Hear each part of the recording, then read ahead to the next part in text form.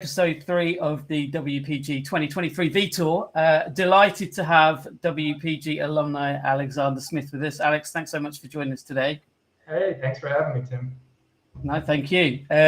Alex was a member, correct me if I'm wrong, but the 2019 tour, I believe. Yeah, that sounds about right. Yeah, which went to Spain and Portugal. We had a great time in Spain and Portugal, and I know you've got special memories as well because you actually found a wife on that trip. I did. I got married a year after that. So yeah, so that's a WPG first for sure. So yeah. We don't just do percussion, obviously. So that's cool. All right, brilliant. So we have a host of percussive activities today. Alex is going to run through his feedback on some of the pieces on show. Alex, do you just want to tell everyone a little bit about yourself first? Yeah, sure. I am originally from Texas. I studied my high school studies were at the Woodlands High School in the Woodlands, Texas, and then I did my bachelor's at the University of Kentucky. After which I went to the University of Tennessee for my master's in performance. And then I made the long, dangerous trek to Switzerland, and I'm currently still in Switzerland, and I did 2 more master's degrees in Switzerland. So I have a teaching degree and a contemporary arts practice, which is like an interdisciplinary degree dealing with literature, sound arts, visual arts, all this kind of stuff combined. And now I'm finished with school for a while now and am freelancing and teaching and doing the whole musician thing. So yeah, fantastic. I'm sure we'll get more into that probably as we go along, but definitely from our experience with WPG, you're very much sort of into the contemporary side of things, and really looking forward to hearing your views on some of this. And we've got some treats in store for you as well. So, okay, brilliant. So first up, we are going to focus Trio Catatumbo from Venezuela. So we're just going to bring them on stage. Hey, guys. Hi. Hi. Great. So this is a first for WPG as well. So we've obviously got 3 people on the stream, so that's quite cool, and a translator as well. So thank you so much for translating today. It's really helpful. Yes, sure, my pleasure. Hi. Hi. Great. So do you guys want to just sort of talk very briefly about the trio, maybe introduce like yourselves and your names, and a little bit about what you're going to present in terms of the piece? Vamos a hablar de un poco de lo que se va a presentar en términos de las piezas y eso. Okay. Bueno, José, Yud, el trío, como le habíamos dicho a ti, el trío forma parte del ensamble Catatumbo. La obra que vamos a ver hoy específicamente es Inserta un nombre acá, ya, Inserta un nombre acá, que es de mi autoría y está escrita especialmente para la audición del World Percussion Group. Okay, so the Catatumbo trio is part of the Catatumbo ensemble, which is a bigger ensemble with more branches of musical sections. So in this case, the piece we're gonna see today is composed by José Alejandro, and it was created by for the World Percussion Audition. Yeah, fantastic. And I've obviously I watched your audition, but I love this piece as well. It's a great piece to start off with. Thank you. Thank you. Okay, brilliant. Shall we hear our first piece then, Alex? Yeah, let's take a listen. All right, I'll just cue this one up.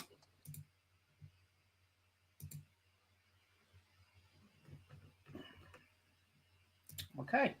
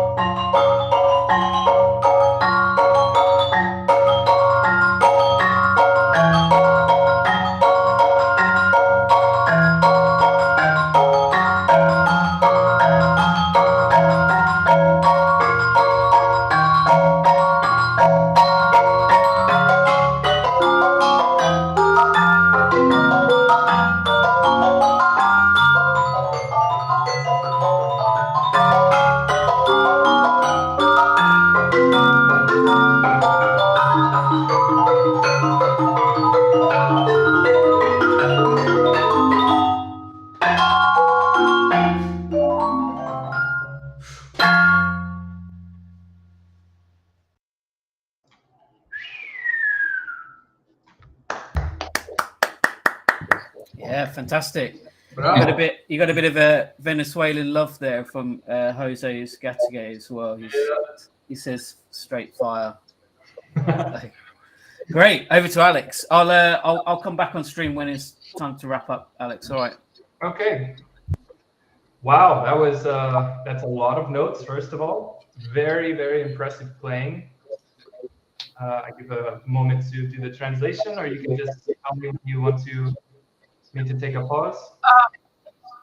I think the most important thing for now, I don't know if it's possible maybe to speak a little bit slower because you're having some connection issues. So sometimes we get the audio later. So, if you can, yeah, exactly. Yeah, no problem. So really, really amazing playing. It seems like a very challenging piece, very challenging.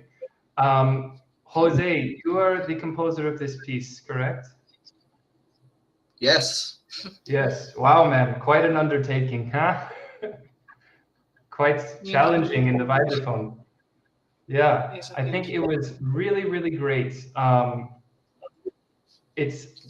understand that it's very challenging because when we as percussionists write our own music, we tend to sometimes go a bit extreme with the technical demands of what we're writing.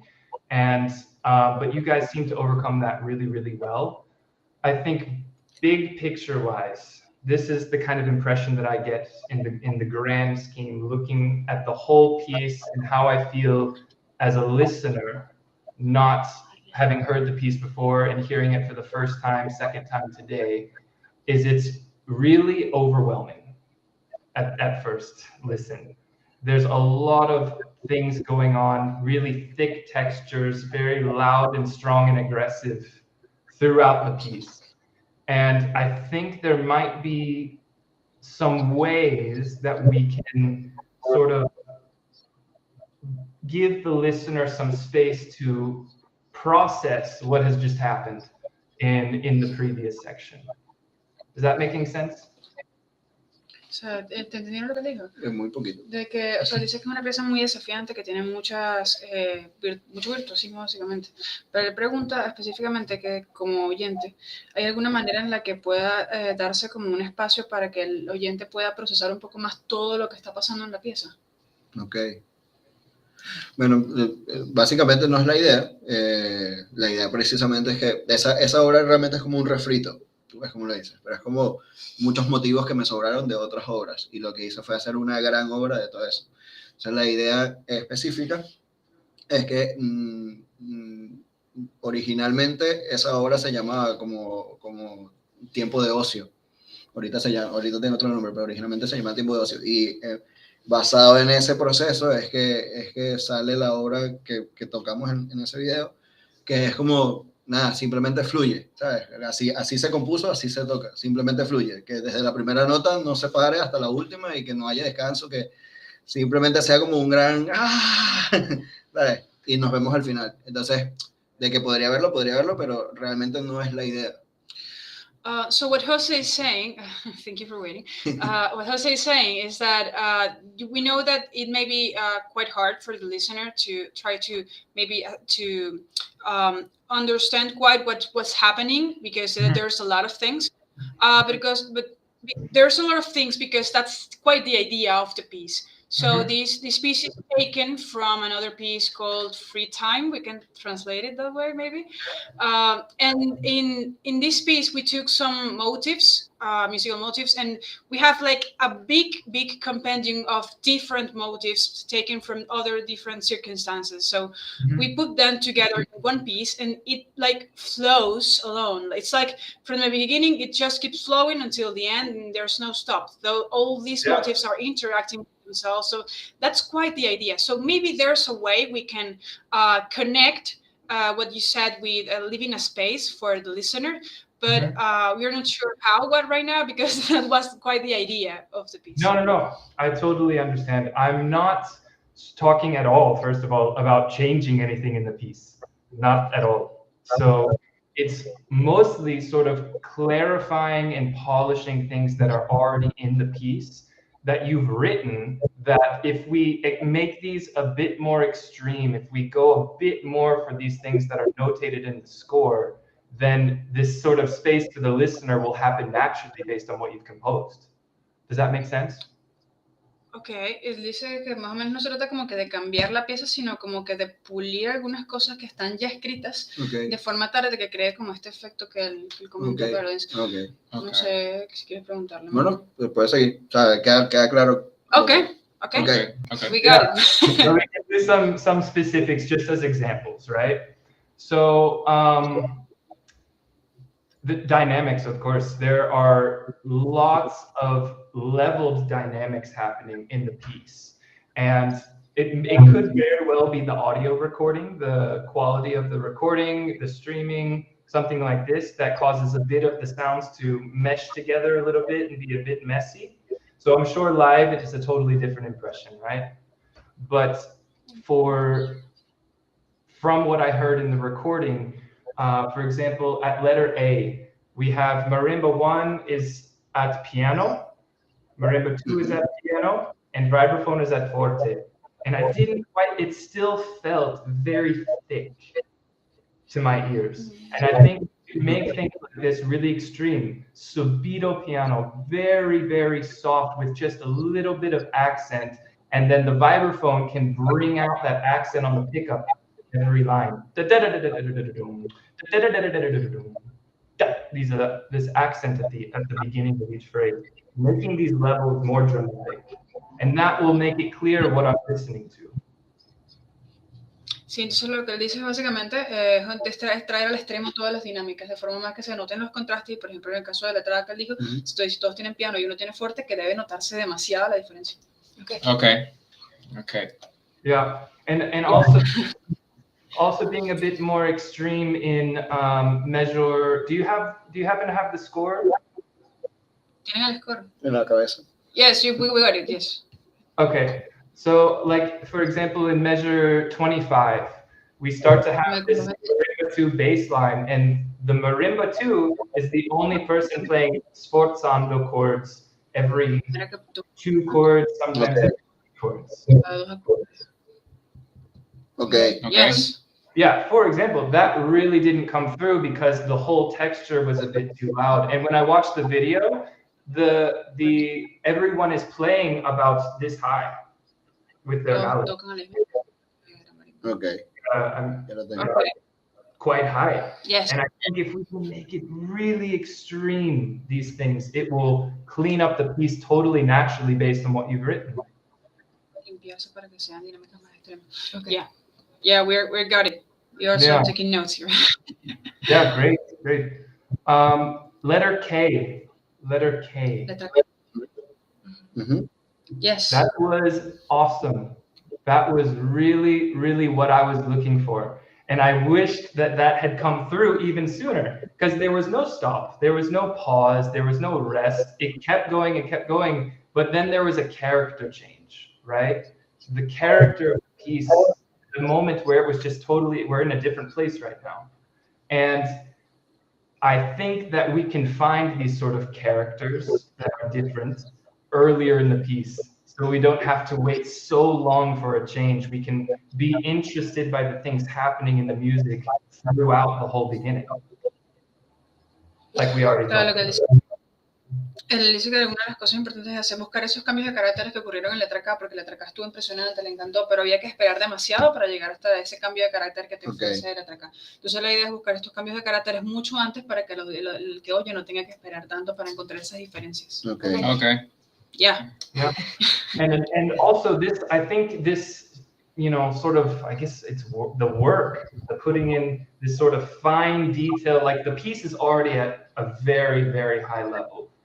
And to go a couple levels even higher, like when you're at that place where it's like, man, the piece is in my hands, I've performed it a bunch of times, it's really solid. When you go back to the practice room and dig just a little bit deeper, you always find new things, right? New things that you can do, new things that you can think about, and that can change the piece over time, right?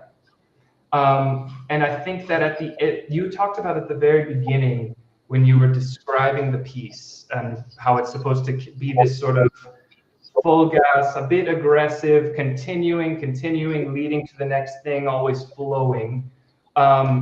This can be highlighted, especially at the end of the piece. Where is this? Sorry, I'm looking through the score. El carácter agresivo que tiene la pieza que estamos escribiendo al inicio con lo del flujo, eso puede acentuarse mucho más hacia el final de la pieza. Está buscando cuál es el lugar específico. Sí, como Like close to P. Exactly.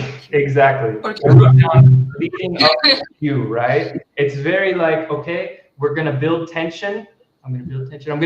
I built the tension. No, it's too soon. You know what I mean? I want to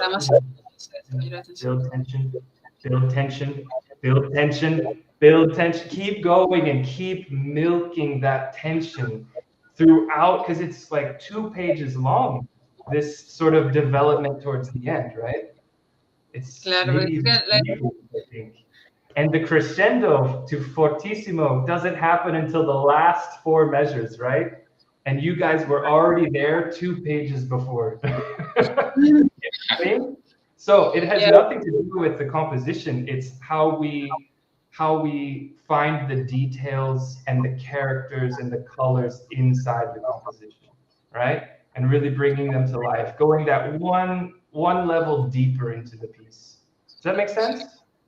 Yes, la idea es bajar como el nivel de intensidad mucho más, de manera que pueda construirse la tensión como que con mucho más detalle, porque llegar al verdadero fuerte es como 5 compases antes del final. Entonces ya ustedes estaban como 2 páginas antes en el fuerte, entonces la idea es esa, ir construyendo la tensión y desarrollarla con los pequeños detalles. Okay. Yeah. Good.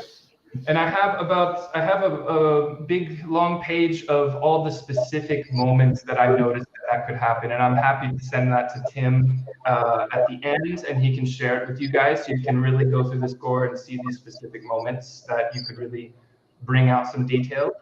But right before we finish, the last one that I think could be really nice is, of course, 340, the last 3 bars. Right? You have triplets, hardcore sforzando, accented sforzando, and then subido pianissimo, and it's 16th notes, a complete contrast to this sort of rock solid trip, jump. You know what I mean? Milk that to where it's almost you feel it, but you don't hear it, right? Okay. That's what I want. It's like you're teasing the listener. It's like you're here and it's like, whoa. Wait, what? What is it? Whoa. Right at the very end, you sort of shock them by this little tease of one measure of 16th notes. That's really beautifully written, and I think that would be amazing if we really go for it. How much time do we have? Yes. 3 minutes. 3 minutes. Okay, the last thing that I was kind of away from this sort of theme of details and accents and dynamics and stuff is ensemble communication. So how long have you guys been playing together? Hablando de la comunicación del ensamble, ¿cuánto tiempo llevan tocando ustedes juntos? Bueno, nos preparamos realmente para la audición. Ponle... Empezamos a estudiar desde el 1 de noviembre. Exacto, desde el 1 de noviembre del año pasado. Para la audición. So we actually became a trio for the World Percussion audition. So we started playing piece at November the 1st. Okay. Okay. And that's the time we have together. Okay, and how long did you work on putting this piece together? What was the time window? Un mes, ¿no? Como 3 semanas. Como 2 semanas. Exacto. Mostly like 2 weeks. That's impressive. Very impressive. So that sort of changes my thoughts on what I was going to say. My original thought was that you guys seem like you've been playing together quite a long time because, and I don't know if this is a good thing or a bad thing, you can decide for yourself, but you don't have to look at each other to find where we are in the measure rhythmically. When you have this splitting thing, all this crazy one chord stuff between you, nobody has to really look up. You really feel it together. And I think that's really impressive, but also somehow excludes the audience a little bit, right? Because as an audience member, we want to watch you all work together and engage together. And these characters that we're talking about the piece, reacting to each other, this sort of pianissimo, it's not for me. It's to the group and then to the audience, right? So kind of play with each other and work with each other visually, because you can play solid without even looking, and that's really awesome. But maybe bring it back, even if you don't need it, to bring some more life and character to the piece. Does that make sense? Yes, totally. Yeah. Cool. Great. Thanks, Alex. Some great comments. I think just to sort of like summarize a little bit what you're saying, certainly at the beginning, like in terms of tension in music, like I don't know about you, Alex, but I found there always has to be some point of reference. So to have intensity, you also need to understand what is below that.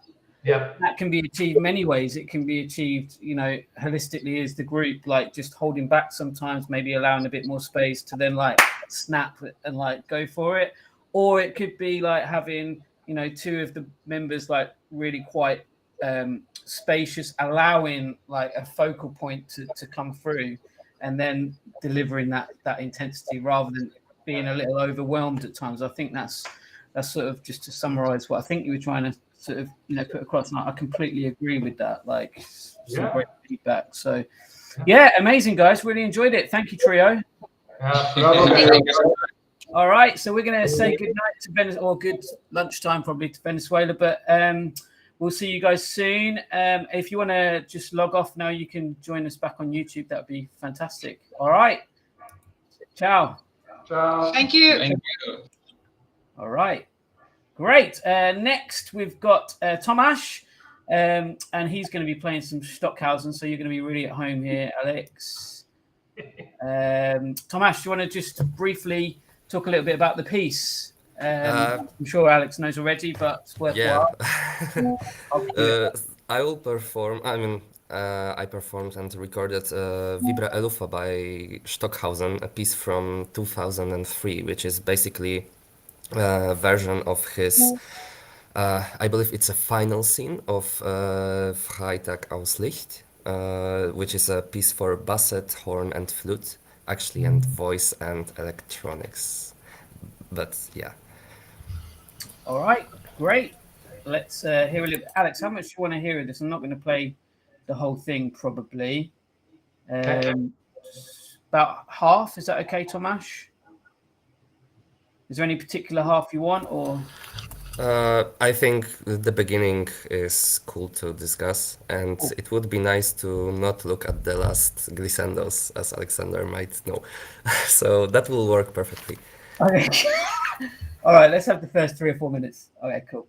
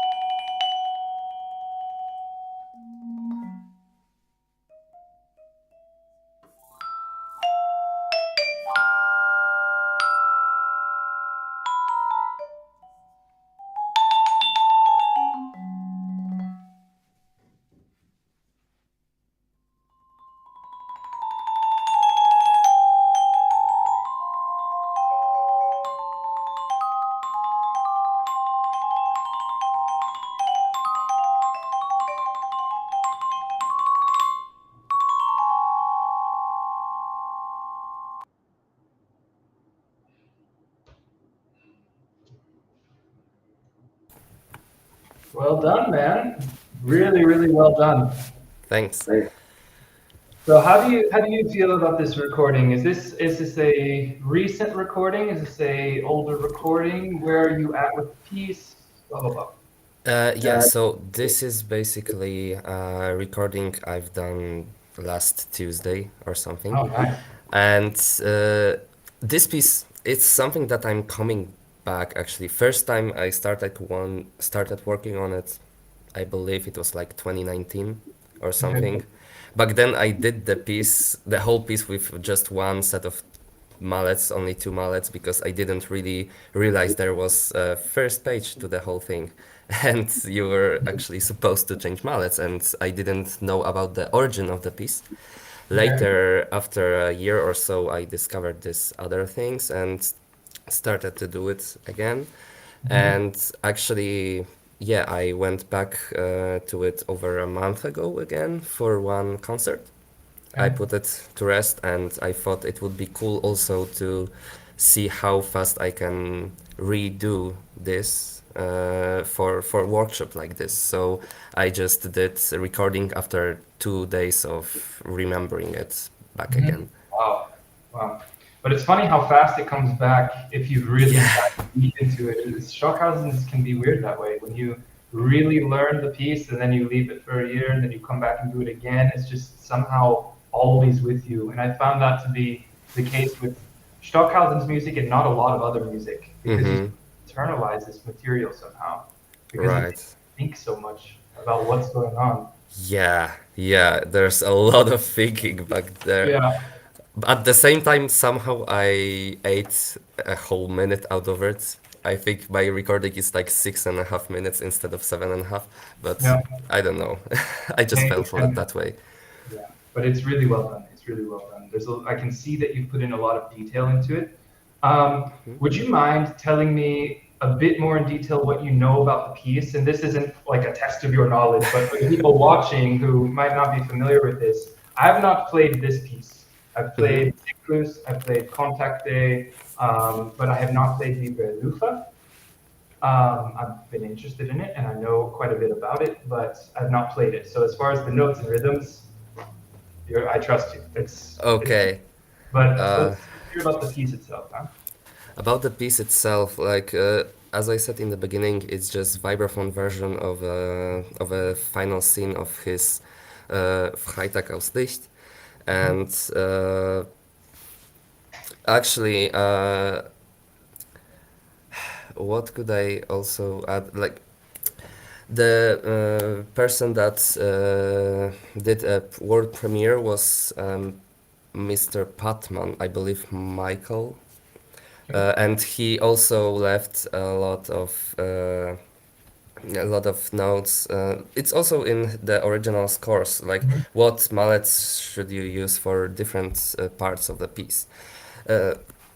In the meantime, I will find it because that was one thing that I've been discussing a lot with my teacher, because when I started to work on that piece and I came to the recordings of an original Alufa, then I started to compare those mallets which he proposed and what was in the original recording. I didn't really like it, and I felt wrong because actually it's published a little more than that. From what I believe, Mr. Patman actually did this with Stockhausen himself. Like those mallet choices were approved by Stockhausen. Yet, because I found now the scores. He's writing in there that he used various kinds of mallets in order to elucidate as clearly as possible on the vibraphone the voices and articulation of the original woodwind instruments, and that was the only sentence that was. It didn't click with me in the first time. So I thought that words are more important than special indications. So I just took his words that I should go as close to the original woodwinds as possible.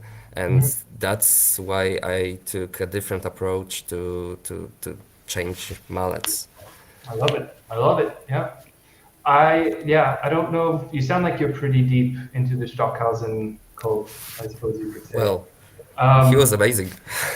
Yeah, he's incredible. And so just to fill in some gaps for those listening, Vibra Lufa comes from the opera cycle, Freitag aus Licht. The whole opera is the Licht opera cycle. It is Monday through Sunday. So Montag, Dienstag, Mittwoch, Donnerstag, so on and so weiter. And the opera is, first of all, what is the word?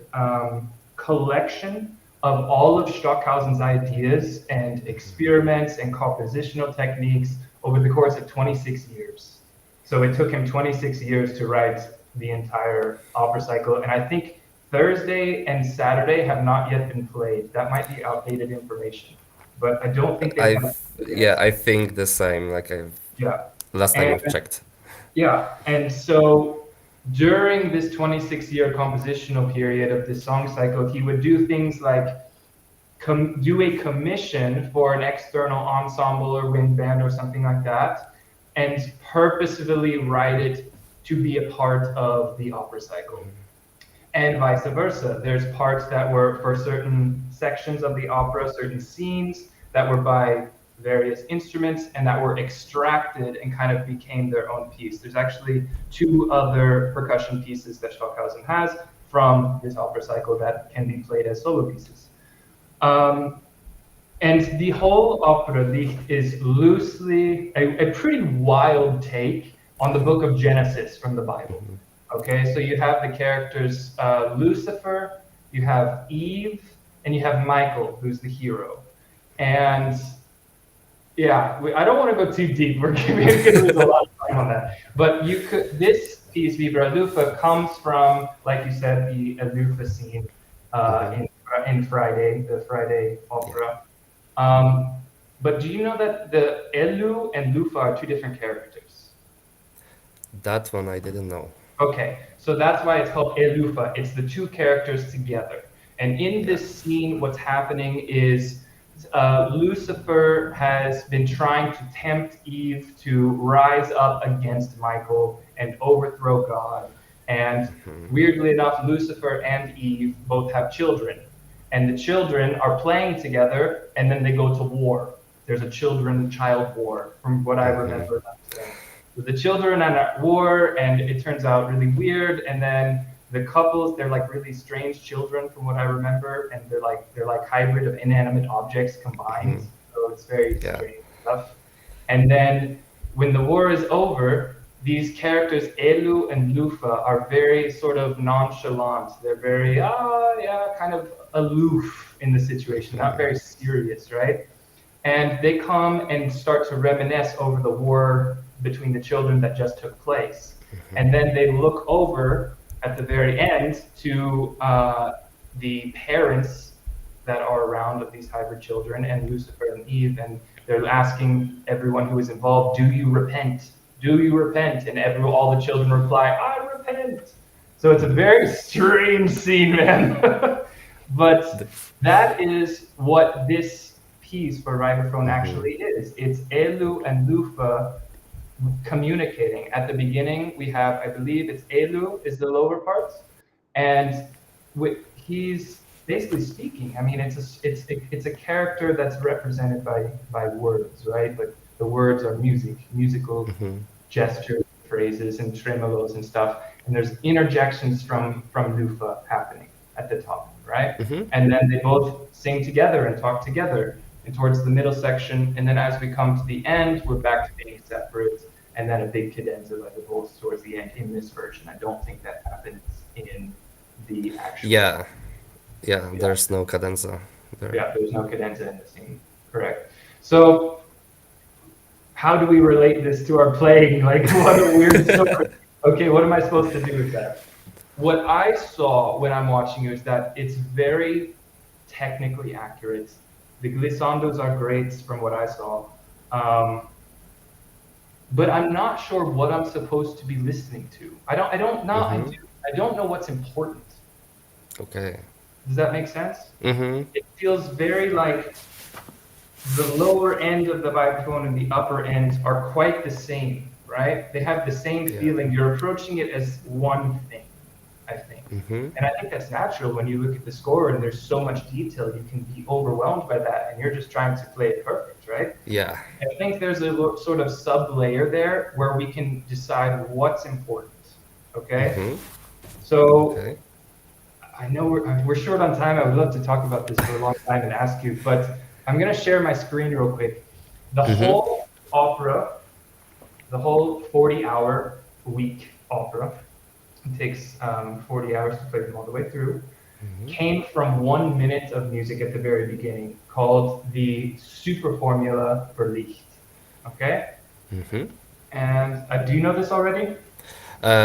I didn't look at the thing, I just knew the idea, the super formula concept, but I Right. didn't dig into that yet. Okay. Tim, could we pop that up? So this is the super formula for Licht. So everything that happens in the whole 40 hours of material, or 30 hours of material, excuse me, comes from this one page. That's the whole thing. And these tones that you can see are called nuclear tones. And they are the most, like they are what make the themes. So all of the characters, Lucifer, Eve, Michael, Elu, Lufa, come from these notes in different orders, in retrograde, different variations.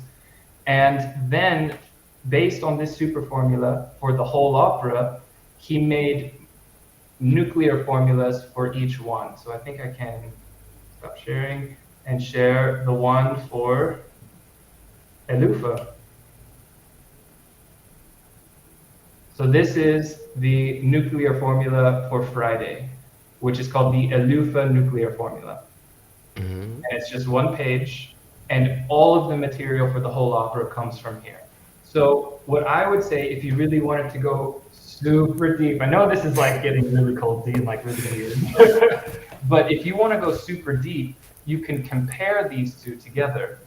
The score of Libra Lufa and the nuclear form. Oops. Oh, it just went away. And kind of find what notes are the nuclear tones. What are the nuclear tones that are important? And compare them to how it even looks texturally and linearly compared to the Elufa nuclear form. And that will tell you what's important, right? Yeah, yeah, So- because as you told me, like looking at the score, I really wanted to make everything stand out because he's like everything's there. But yeah, that would help me a lot. I've been struggling with that as well because I knew that it's just a lot of tense time, even if it's very colorful in terms of articulation or whatever. It still felt that everything is very tense, and I didn't want to make decisions which parts are important. But now, Yeah. comparing this, it would be like the composer did it themselves. Yeah. It's like the composer did it himself. Yeah, and yeah, it'll give you sort of almost a compass to figure out how you want to phrase things, right? Because there's a lot of controlled phrasing with the dynamics because you have so many dynamics all over the page, so many crescendos, decrescendos. But finding out what notes inside of that are important and what needs to be brought out. And I don't mean by changing the dynamics or changing what's on the page, but this is where I wanted to get to with the two characters, Edu and Lufa, right? It will give you an idea on how to bring those things out with your body, right? With your own presence and energy above the instrument, right? Okay. If I was to learn this piece fresh, I would learn it like you did, I guess, with just two mallets. Two mallets, not changing soft or hard, and try to create two different characters with one set of mallets, right? Because you can change your touch and the tone and how you approach a single note on the instrument in a lot of different ways. I think we have a bad habit as percussionists getting new mallets for every song. Yeah. Why don't we maybe go back and focus on changing our sound with the same implement, right? You know, vault or blues if you want, and see how many sounds you can get out and how many characters you can create. Find what character you like and bring those out. And then when you add mallet changes back into that, it's going to be a whole new level. It's going to be two of the best of both worlds, so to say. Yeah? Yeah, Does that make sense? a ton actually. Yeah. What do you think? I think that's a great idea. Also, if someone would want to start learning the piece, yeah, I would totally agree with you with the 2 minutes. Maybe, of course, if you have to then change technique to 4 minutes because you want to get the two voices, but Of course, of course, I of would, course. I actually, you got me. I will dig in deeper into that. Like, it's a cool piece and cool composer, Yeah, so thank you yeah. for that a lot. Of course. And a little side note is that in the nuclear formula, he also has some. I'll send it to Tim afterwards. I wrote it down for you, but he talks about the characters are created through specific things musically, a combination of tremolos and accents and dynamics and all this stuff. But even the tremolo is a character, right? So one specific example for that would be on the tremolo measure 20 at marker 23, when you have tempo 90 tremolo, tempo 70 tremolo, tempo 120, tempo Yeah. 90, crescendo 90, but it's just a tremolo. Maybe take it less literally and change it with how fast you're playing. Really change that so you get a feeling of we're slow, we're fast, we're slow, we're slower, we're fast. You know, Okay, yeah. to bring out characters. Okay. Yeah, amazing. Thank you. That's Hey, what bravo, Thank man. you. Bravo. Good work. Really good work. Thanks. great. All right, Tomasz, we're going to say good night to Poland for a little bit. So I'll just where are we? There we go. Thank you very much. All right, so we're going to go now to Yu Chen, who is originally from Taiwan but is in Germany right now, Yes. where he Hey, resides. Hello. Hello, mate. How you doing? Good. You? Yeah, good. Do you want to, whilst I cue the video, do you just want to talk a little bit about the piece? Yes, I think I would like to talk about a little bit about the piece. Yep. Yeah. So this piece is a commission piece, and when I was in that mode, and I asked my friend Dan Desimone to compose this piece, and this piece is basically about the climate change. It's the basic idea, and we try to use it like dark humor. At least I interpret it as a dark humor and give audience these uncomfortable feelings and strange, like a cloud thing. Yeah, to give the audience this impact. Yep. Nice. Yeah. And Tim, maybe could you please play the 1 minute after the very first beginning? Okay. Yeah, And I'll do my then- best. I don't have Yeah. a timestamp, but I'll guess. Yeah. Is it actually okay to, just for the people watching, that we start at the beginning? Is that okay? Yeah, sure, Sure. for sure. That's cool with you? Sure. Yes. Okay, great. Okay.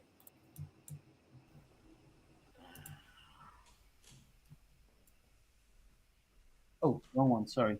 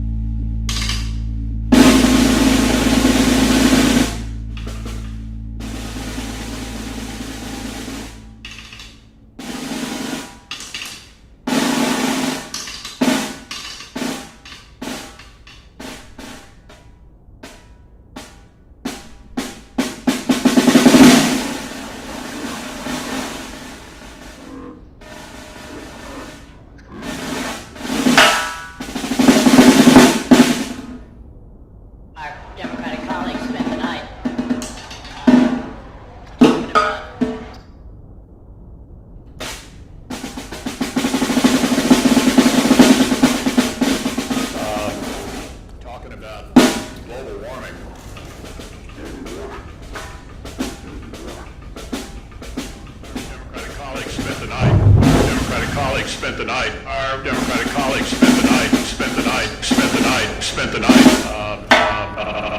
Democratic colleagues spent the night talking about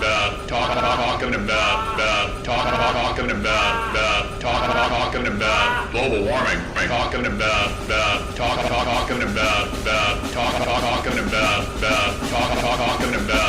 warming,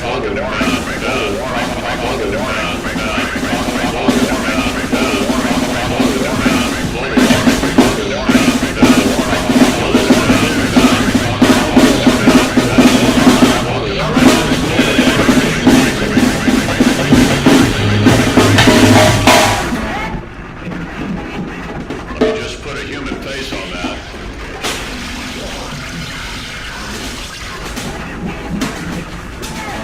You can't achieve this mission. What that person on your tape has is a medical disorder.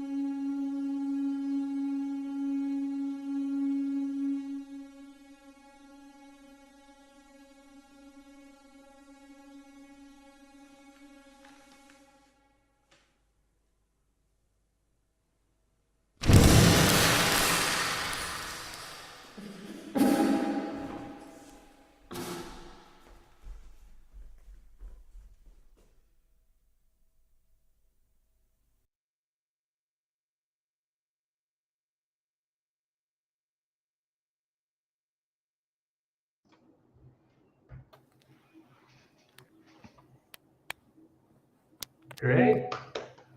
Bravo, man. Thank you. Really good. So tell me, sorry if my computer's making beeping noises, but so I actually reached out to Dan earlier in the week because I know him from Trump back in the heyday. We're old now, but back when. And I was asking him a little bit about the piece, and he let me know that this might be an older version. Yes, actually, because one of my friend, he's watched my live performance, like I think 2 years ago, and he wants to play this piece. So we are now trying to renew the piece again. Yeah. Oh, great. Yes. So the score that you uploaded is It's the version the old that matches one. the video, right? Yes. Okay. Great. So because you commissioned the piece, or he wrote the piece for you, Yes. you have a much closer connection to the piece than, of course, that I do. I've never played it. So I don't want to get into the nitty gritty, like, oh, your 16th notes here are too slow, or oh, you could be more quiet here, right? I would like, and also because the piece has been renewed and is changing, right? Which is the beautiful thing about working with a composer, which is what I love to do as much as possible in my own career, is work with composers really closely and spend a lot of time developing a piece together. And it sounds like that's what you're doing with this piece currently, which is great. That's really awesome. So I'm excited to see how it turns out in new life, right? Yep. But, you know, working with what we have, an older version, let's look big picture. I think that your playing is really good. Very good snare drum technique. I think that the place that you might, if you're open to grow in this area, would be the theatrics of the piece, right? Movement, gesture. That seems to be almost a theme today, I guess. Kind of bringing the piece more into your body and more into the energy that you're presenting to the audience, right? Yes. Versus being very percussive and being very, all the gesture comes from here, right? All the movement comes from the arms and here. I think there's a whole vertical space to be explored, right? But regarding theatrics, at the beginning, I wanted to watch the beginning. I've watched this video probably 3 times, I think. Mm-hmm. I wanted the beginning to be played for everyone because I really love it. But there's a conversation to be had here, just about the beginning, right? About the remote control thing. I don't know if anyone watching realized that that was not a mistake. It was written in the score to struggle with the remote control, right? The TV won't turn on. Why won't it turn on, right? And this is one of these beautiful things that I enjoy when I have the rare opportunity to do it, is to make the audience uncomfortable. Yes. That's such a unique feeling in the room when you're with a bunch of people together, not so much on video, but when you're with a bunch of people together and there's that really awkward moment, like, is he starting? Oh, it's not working. It's not working. Oh. I want you to milk that. Like, you don't have to, of course. This is under development with Dan and yourself and how it's going to change over time. But based on this video, I wanted so much more. Take that awkward moment and make it really awkward, okay? Yeah. Because just like we talk about all the time with classical music, we talk about tension, release, tension, release. There's a whole other world of tension and release when it comes to theater, right? Yes. So you can make this incredible tension happen at the beginning. And then when the video finally comes on, it releases. And you can almost show that yourself, like, okay, and like now I have to play this insane piece now. You know what I mean? Like sort of give that release to the audience in a very big way. Yeah. And I think that can be applied to everything in the piece. I think the one reason that we don't do this so dramatic, because I mean the original setting of the thing is like we are already tired of life and we are low energy, and I was just like, oh come on, make this TV working, like, but that's beautiful. Right now, even if you go this other way and not make it so frustrated or whatever, your gestures right now, because we're in a talking situation, right? You're not having a video camera on you recording, being like, don't mess up. This is the 5th take. Don't mess it up. Your gesture was much different. You moved more like this versus like this. Yeah. Right? Because there was the same gesture happening with the remote control for pretty much the whole time. And just now you were kind of like, and my day is already bad enough. Please just work. That's a bit more dramatic from you than what I got in the video. Yeah. And I think however you want to do it would be great, but just more somehow. Yeah. But in a way that's satisfying to you as a performer, right? So that's why I don't like to say you should do this and that'll make it better. That doesn't really exist, right? It needs to be what's satisfying to you as a performer, but something that will communicate what you want to the audience in the most full way possible, right? Yes. Yeah. Cool. Cool. So that was like 8 minutes on a remote control. Keep going. Yes. Something technical. I said I wouldn't talk about 16th notes, 30-second notes and stuff, but one little tiny thing is that in the recording, and I don't know how this drum sounds live, but the buzz rolls and the double stroke rolls, there's not really any difference in sound. Yes. Probably when you're hearing it and you're listening back to yourself, you know it so well, you almost can sort of imagine things that maybe aren't even there. You know, well, like it sounds like doubles because I know I'm playing doubles and I know how it felt and blah, blah, blah. But to me, measure 36 till 39, I couldn't tell that those were doubles, buzzes, 30-second notes. I wasn't sure. So my solution for that would be, there's two options. I don't know how Dan would feel about this, but a second drum might be interesting. So you have one drum that gets these really beautiful harmonics and overtones when you play on the edge and you do these pings and it rings for a really long time. The snares on this drum might be really snappy, so you get these on actions really crisp and clear. And then the second drum can be a bit tighter maybe and a bit crisper, so that when you play a roll, it's really and not sort of this rausch, the noise, like just noisy, yeah. Or the second option is just to tune the drum to be crisper, but then that might come at a cost of losing some of the overtones and quality of the other things going on. So it's kind of, you have to level what you want, what is most important to you.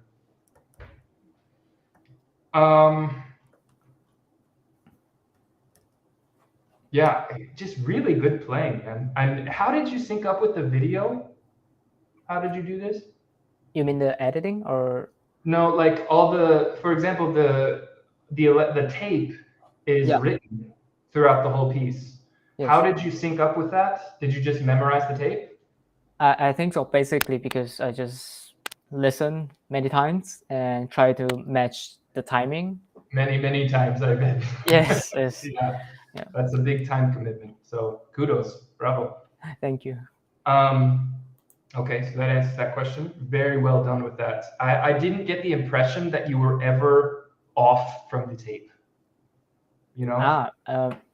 I mean, because I know the piece, but exactly. Yeah, I think still something is like, I mean, I noticed like maybe at the second page there was something funny happening towards the end of the second page, but it never took away, like, I don't think that matters so much. It never really took away from your performance, right? From what was happening and the interaction between the two, right? Yes. That's something, sorry, I bring up Stockhausen again because I'm fresh off of playing Contact Day, is that was a really huge process for my duo partner and I, was to live, so the tape is, you have to memorize it. It's 34 minutes of electronics. And no click track, no nothing. It's just 34 minutes of raw tape, and you just have to memorize it by sound. And there's all these moments where it's like, like just out of nowhere, right? And there's something to be said for dealing with tape in not so percussive a mindset.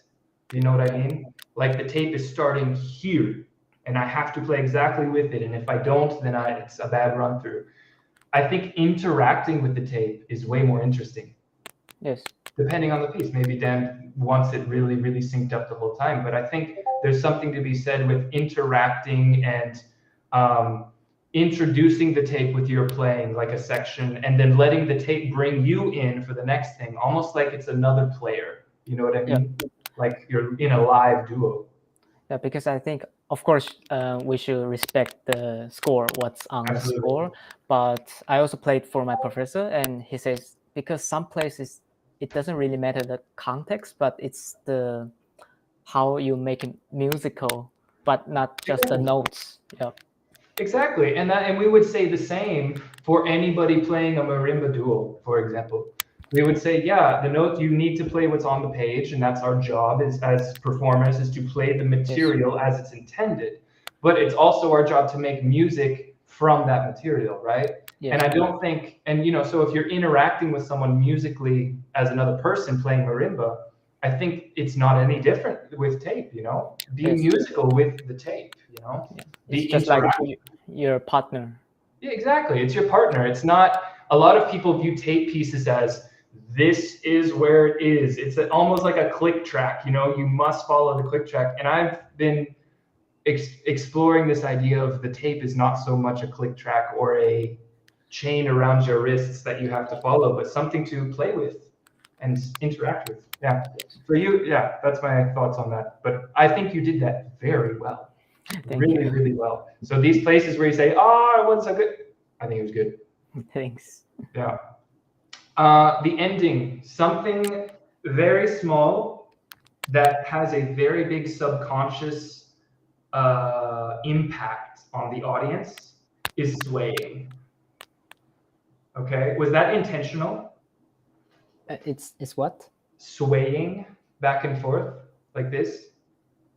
Yeah, because I tried to be a opera singer somehow, and facing the different direction to the audience, like they would do like or something like this. Okay. Yeah, so I think that's intentional. Okay. Yeah. It's so I love that it was intentional. I think you could make it clear that it's intentional. Yeah. Right? So bring this character to life more, because opera singers, I don't know opera so well. I've played a couple of operas, but I don't know, the training of an opera singer. But I would assume that they sort of plant their feet and exude confidence, right, when they sing. And then they make a direction change, or they reach out to another place in the audience and direct their voice that way. But if you're sort of like, have you ever seen someone talking and they're kind of like giving a speech and they're kind of doing that back and forth? And it sort of makes the impression that you aren't so sure. Yeah. Okay. So if it was intentional, I would make it more clear. Yeah. That I am now projecting this way, and now I'm projecting this way. And even if you want it more legato, take a step and be legato with your step to show that you're confident, right? Leave no room for questioning if you're comfortable, right? Yes. And the last feedback I had was just an idea. I mean, these are all ideas. They're not, right or wrong. They're just ideas for you to experiment with. And if you hate them all, don't do them. But we talked about at the beginning this sort of vertical motion, right? Sort of using your upper body and exploring more space than with just your hand, right? There's one moment where I don't know where it is. It'd take me a while to find it, I think. But you play with your fingers on the drum. Yes. For a brief moment. I want to find places in the piece that you can interact with the material more, right? So do you know what I mean by interacting with the material? You mean with the fingers or with the snare drum itself, or both? I love that with the snare drum itself. That's beautiful. That's really beautiful. So yeah, interacting with the snare drum itself, right?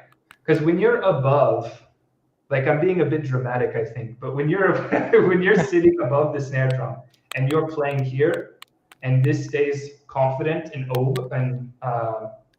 up the whole time, you're a bit commanding of the drum, right? You are in control of what's happening. And I think somehow interacting with what the snare drum is giving you back could be very interesting. Now, the question is, how do I do that? I can give you a concrete example of what I would do if I was playing. With the finger part, it could be interesting to have the snare drum quite high and a seat that is quite high, right?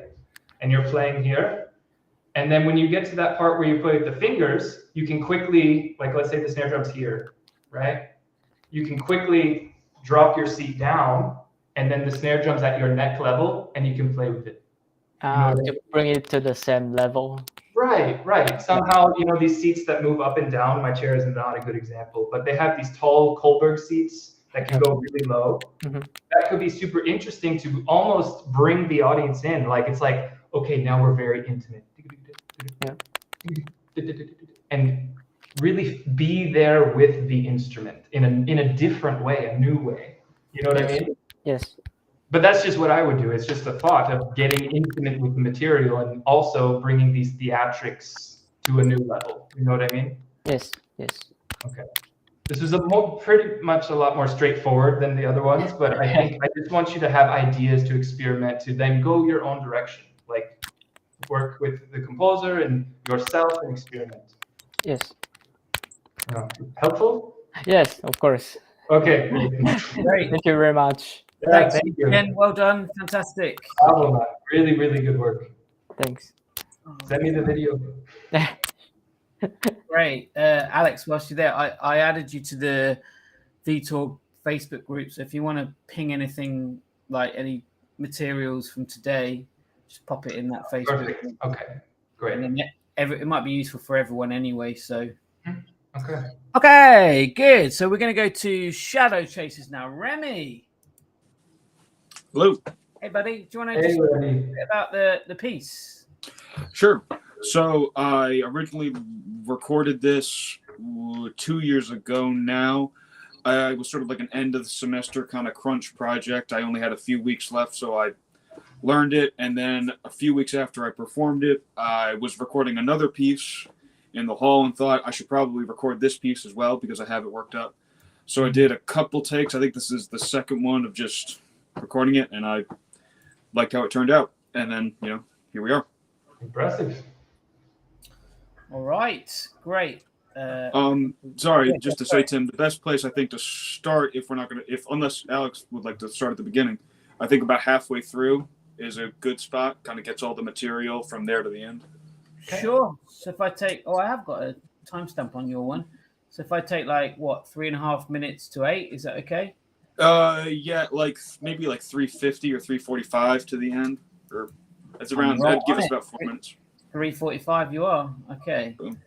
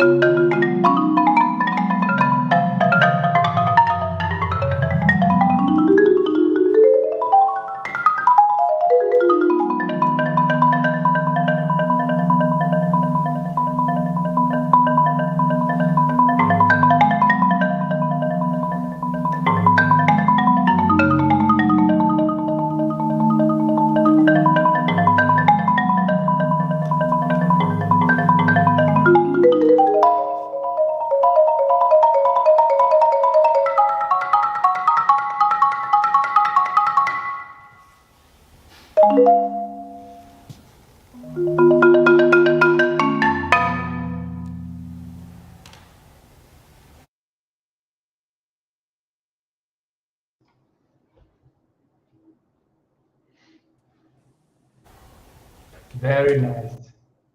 Thank you. Good job, man. Bravo. Thank you.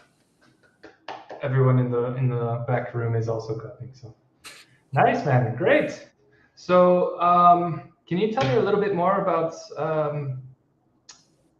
your process of going through the piece and learning the piece and what you think about the piece, and just dive in a little bit if you don't mind.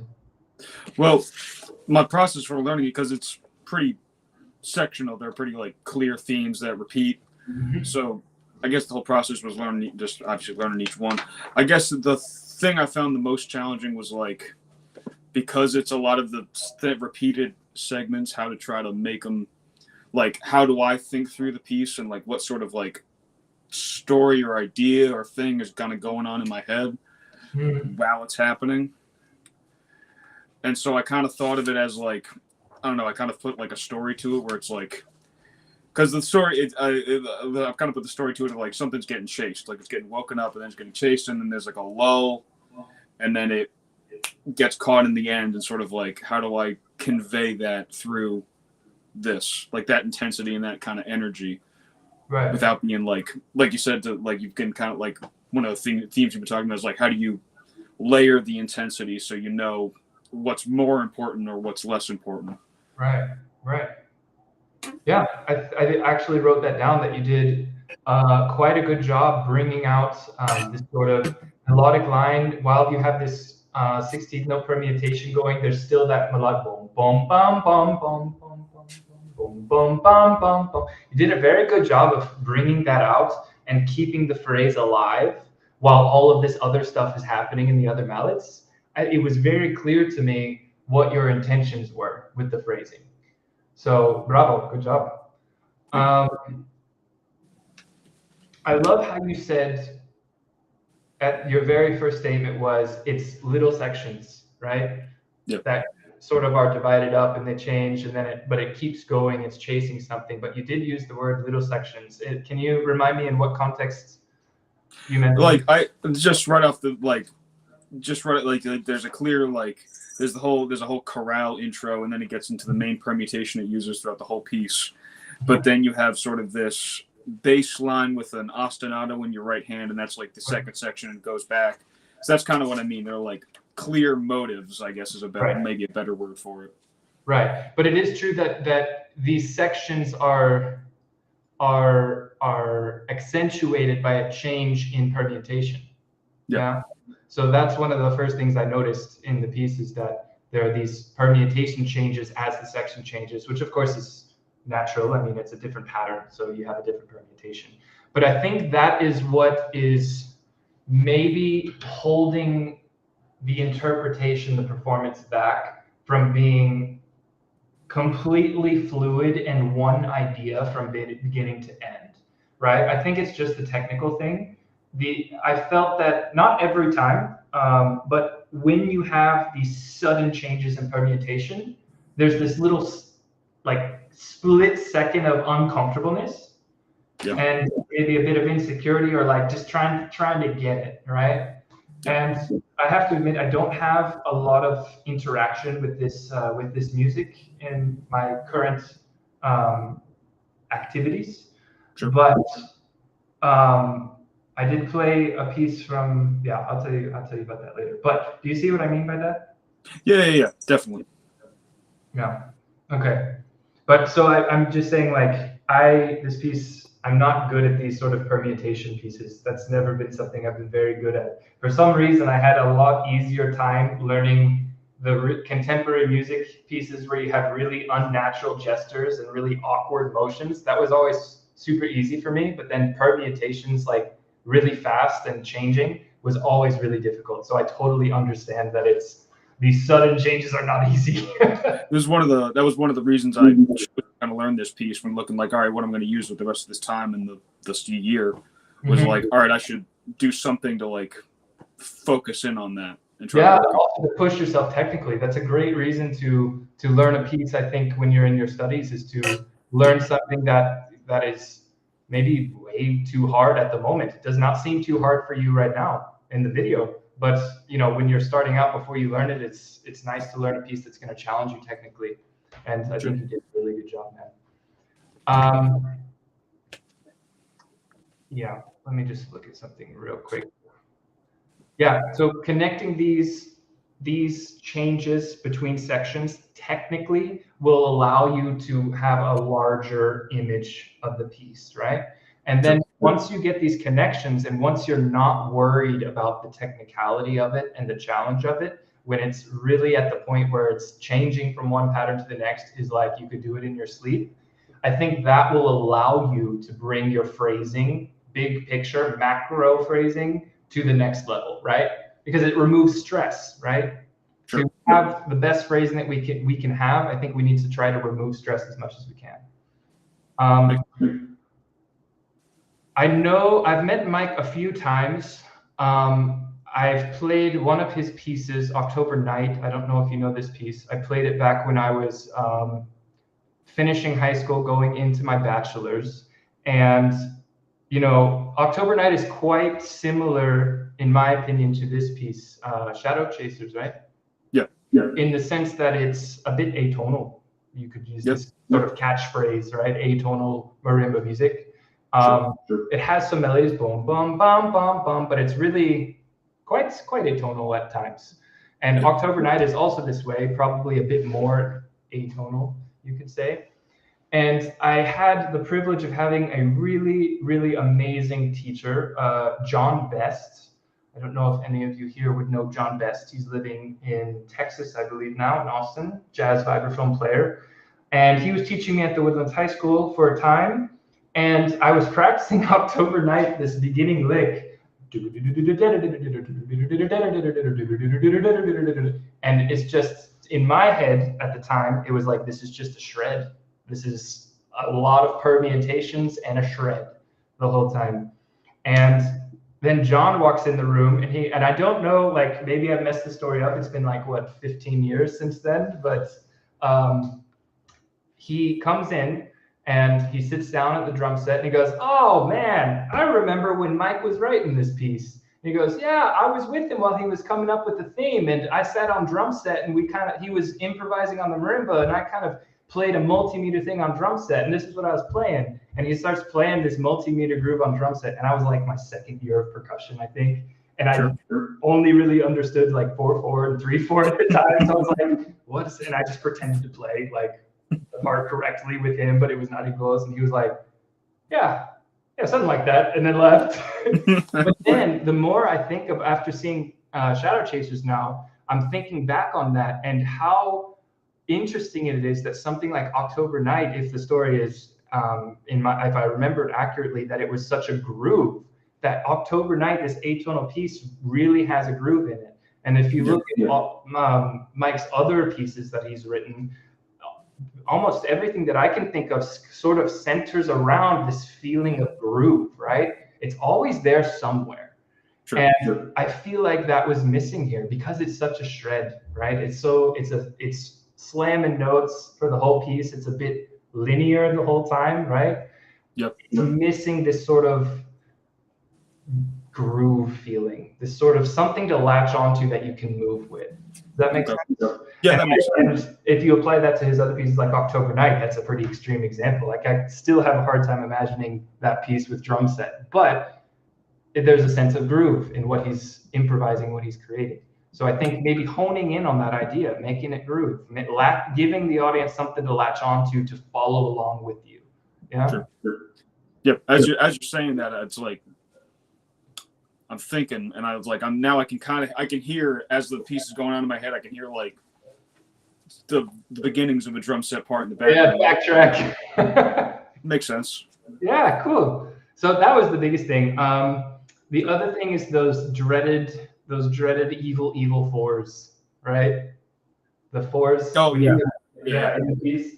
So I don't know if this is gonna like blow out the speakers, but you're playing them a bit. So it's like, is that really, really bad quality sound? I'm drumming on the deck. I can hear it. Okay. It's like really ripping it, right? And I don't know if that's the permutation or a technical thing, or it feels good that way. But if you took the rhythm literally, it's much more open. It's really a lot more open than you think. And that will help you groove, right? If you have this sort of dun, dun, dun, dun, dun, dun, dun, dun, dun, dun,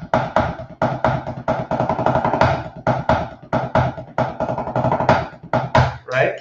And it's, Sure. I'm playing doubles, but it's open enough to where you could even play it singles, digga, digga, digga, digga, down, right? Yeah. So just opening that up to help the groove, because that feels at the moment almost similar to these sort of technical moments of switching patterns in the permutations. It feels almost like that, like an interruption, right? Okay. I'm following you along. I've got this groove. I'm listening. Dum dum dum dum dum dum dum dum dum. It's like, whoa, what was that? Versus if you just open it up, dum dum dum dum digga digga digga digga dum dum dum, right? Yeah, makes I sense. think that could be interesting to see how it changes the piece and see how it changes also how you think about it while you play. You know Sure. what I mean? Dynamics could be way, way, way more, because when you're in the section, when you're in a section without any permutation changes, you're grooving, man. Like, you are solid. I don't see any technical things holding you back at all. So you should be able to kind of dig into the music more, you know, and really bring out these crescendos and decrescendos. I wrote page 10 through 11. I have to find the score real quick.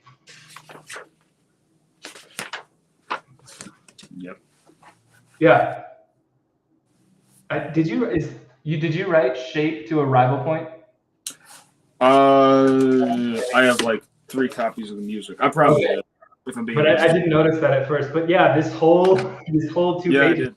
11, write exactly what you wrote, shape to arrival point, right? So that tells me that your intentions are there. So it's one of 2 things. You haven't gone far enough. That could be it. You need to go more extreme. Or this phenomenon where, I don't know a good example, but have you ever been on stage and thought you did a really big gesture and then you see a video and it was like, That's kind of how this recording felt a little bit. Like, every time I played this piece, I thought like, like, if you asked me, if you paused and asked me, I'd say like, all right, yeah, I'm doing what I intend to. So I think I got after this later on, I got more in just like recording myself and just putting myself under that microscope, like in an objective way. But it's also sort of a phenomenon in the mind, right? It's sort of a thinking thing that you feel. It's always the situation when you're on stage and when you have this sort of adrenaline and a bit of stress and nerves, that your movements and your actions are always going to be about 40% smaller than it actually is. Okay. Smaller than you think it is, I should say. Yeah. Right? And I've noticed that with some of the theater things that I've recorded, is I've tried to be really dramatic, and then I watch it and I'm like, wow, I thought I was screaming and I'm really just like at a loud talking volume. You know what I mean? Because it's hard to sort of put yourself out there all that way. You sort of can have some sort of subconscious hindrance, right? Sure. So I think when you think you've done enough, it's not. Do more. Makes sense. Yeah. Now, until you've learned how to sort of do that under stressful times in recordings and performances. Yeah. When you get comfortable with knowing how much is enough, right? Sure. Because there is a thing is going too far. Trust me, I've been there many times.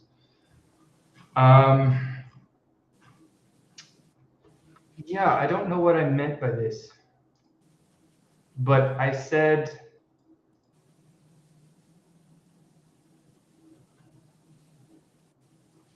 so measure 145 through 150. Yeah. Right. Okay. So that felt very underwhelming. It's challenging, right? It was one of the main things to work on, just like the four mallet scale idea. Yeah. What I wrote down is I don't know if I would use this permutation that's written. Are you using exactly how it's written? I did, just to work on that permutation. Again, This was sort of like a way for me to work on all these permutations as well. So I wanted to kind of be strict in this. If I was going to learn it again, I would definitely consider doing a different permutation. That's exactly what I thought. Like, if it's to learn, which this is a fantastic piece for practicing these really hard permutations and stickings, then do it that way. But if you're going for performance and dramaturgy, I would say find a permutation that works, experiment.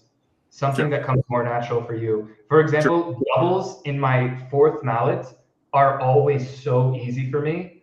Okay. Which I would choose that over just 1, 2, 3, 4. I would go boom, boom, boom, because it just comes naturally to me. And I can perform the best when I play what's easiest for me.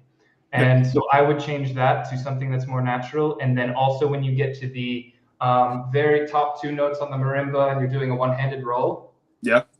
That's mezzo forte, and it was very underwhelming. Yeah.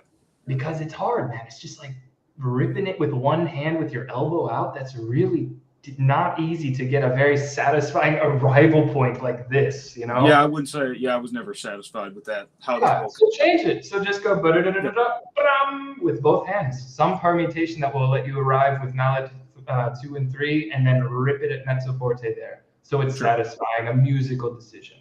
Yeah. But it all depends on what you're wanting.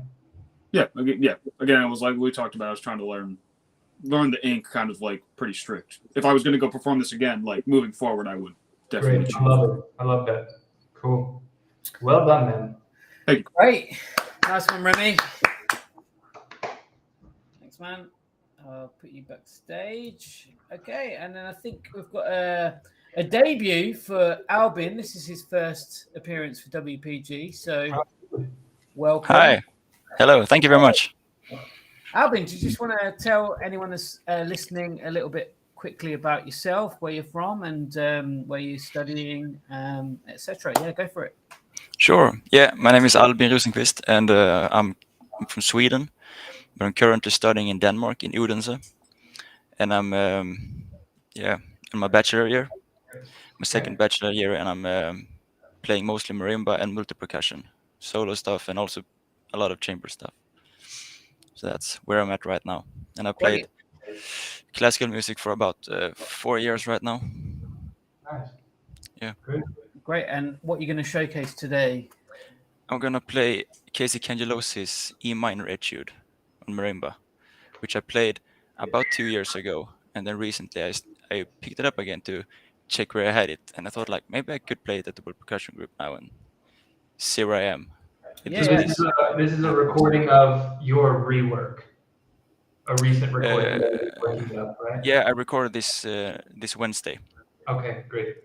Super. Just for this video here, and I played it a while back ago as well, and then I picked it up now about a week ago. So I had like 4 or 5 days to practice it up again, and then recorded it. So then, crazy. And I played it. Yeah. All right. What is there any particular parts you want me to showcase, or just? Not really. I think you can just start from the beginning, and then after a while you can just close it, because the same part in the beginning comes twice. So. Okay. Yeah. All right. Here we go.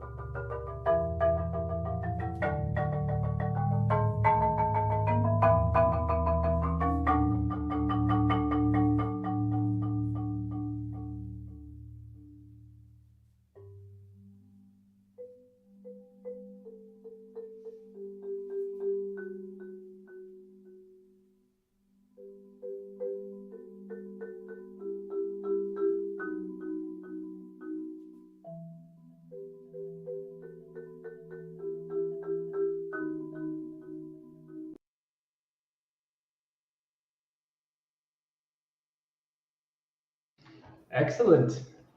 Nice, thanks. Yeah. So that's really impressive to me. Like honestly, like these techniques that I've seen in Casey's pieces is something I've not been able to do. For example, man, I tried when I was in bachelor's to do what was it? I think etude and A minor. And it has also this thing where you're doing a triad, permutating on a triad. Oh, that bass thing where you're playing. I've practiced a lot on that thing. Yeah, man, I just didn't have the patience to practice that long on that technique, but it looked absolutely great in your video. Your hands on those permutations looks fantastic. So well done. And in just 4 years you've been studying. Yeah, I've been playing actively classical music for 4 years. Before that, I mostly played on the drum kit. Wow. So we have a quite similar story. I could tell you about that at another time, but yeah, I've had quite a similar background, starting in drum set and then pretty late coming to classical music. But yeah, anyway, great technique work, dude. Thank you very much. Yeah. So, well, since I just mentioned technique, I can just jump in on that. There was one thing with technique that I spoke with Tomasz, I think it was, Vibra e Lufa, the Stockhausen piece. I feel like, of course, I'm not talking about the permutations and all the absolutely crazy stuff that you do. That's all wonderful. I'm talking more about your sound. Yeah. I feel like there's much to be explored when it comes to the sounds you're making on the marimba, right? It's quite weird to think about the marimba in a way that you could explore so many sounds without just changing mallets. But I'm really interested in this idea of your touch changing the sound of the bars quite dramatically, right? And I think that can be done with maybe a bit more wrist action from you. Your playing, as far as technique, seems quite a bit one-dimensional, I would say, when it comes to your wrist, right? You're moving mostly from the elbow, and your wrist actually, you do use wrist, but from here, right? It's usually from a straight arm, maybe a little bit up and down. And I think you could stand to maybe get a bit more motion of wrist coming past the arm up with the wrist. And I think just this sort of wrist motion will open up an area of sound that maybe is unexplored, or maybe you have done that and you don't like it. I don't know. What do you think about this? Do you have that feeling when you play? The thing you just mentioned, I haven't really given that so much thought. Okay. Because I learned the wrist things is from the drum set basically, and I mostly use that in the marimba, I think.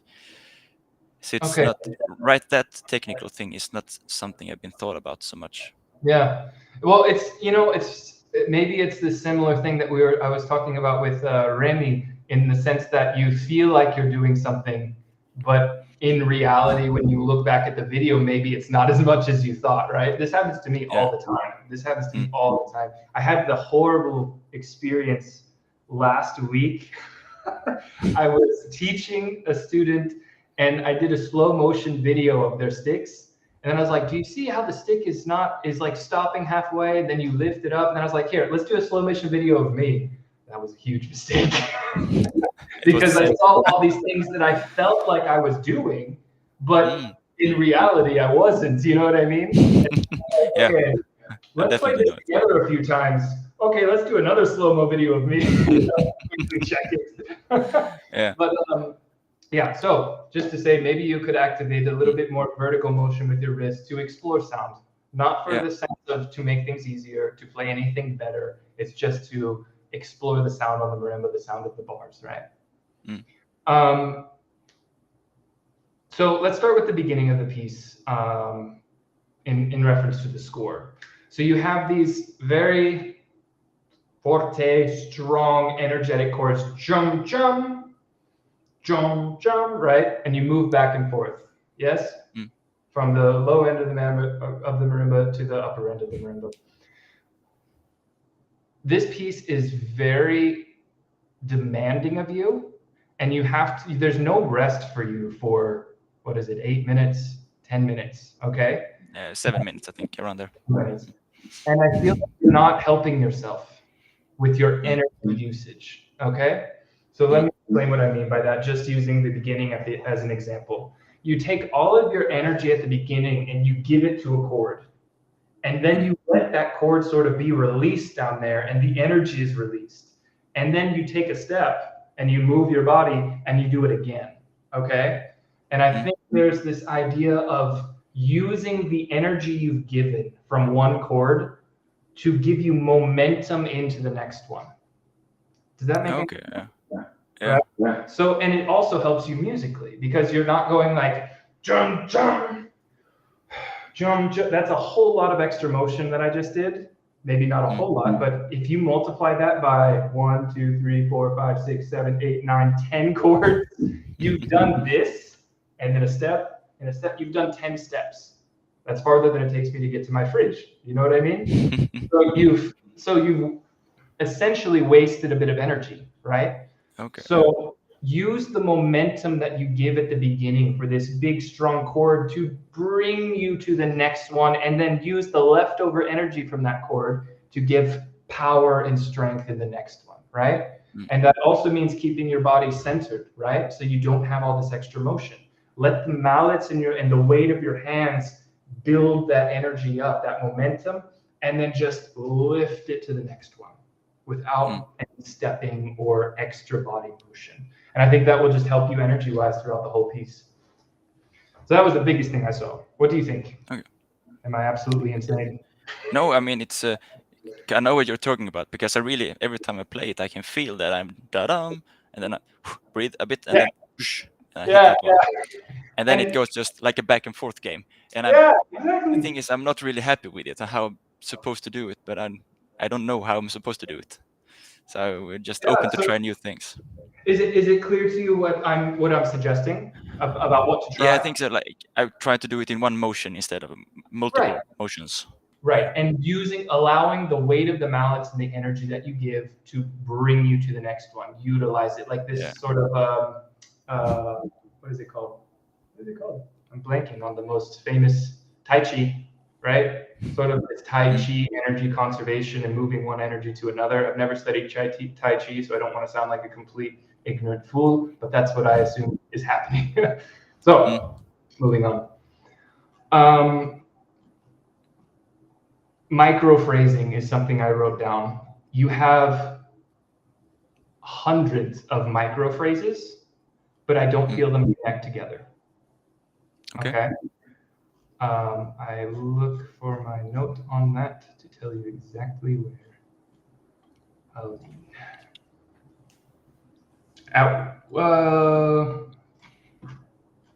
There's a part I can't find it in the score at this exact moment, but there's a part where you're playing a bass line in the left hand that's quite fast, and you're playing major and minor thirds in the right hand. Oh, that's on the second page, I think. Second page already? Yeah. Yeah. Yes, exactly. Measure 17. Thank you.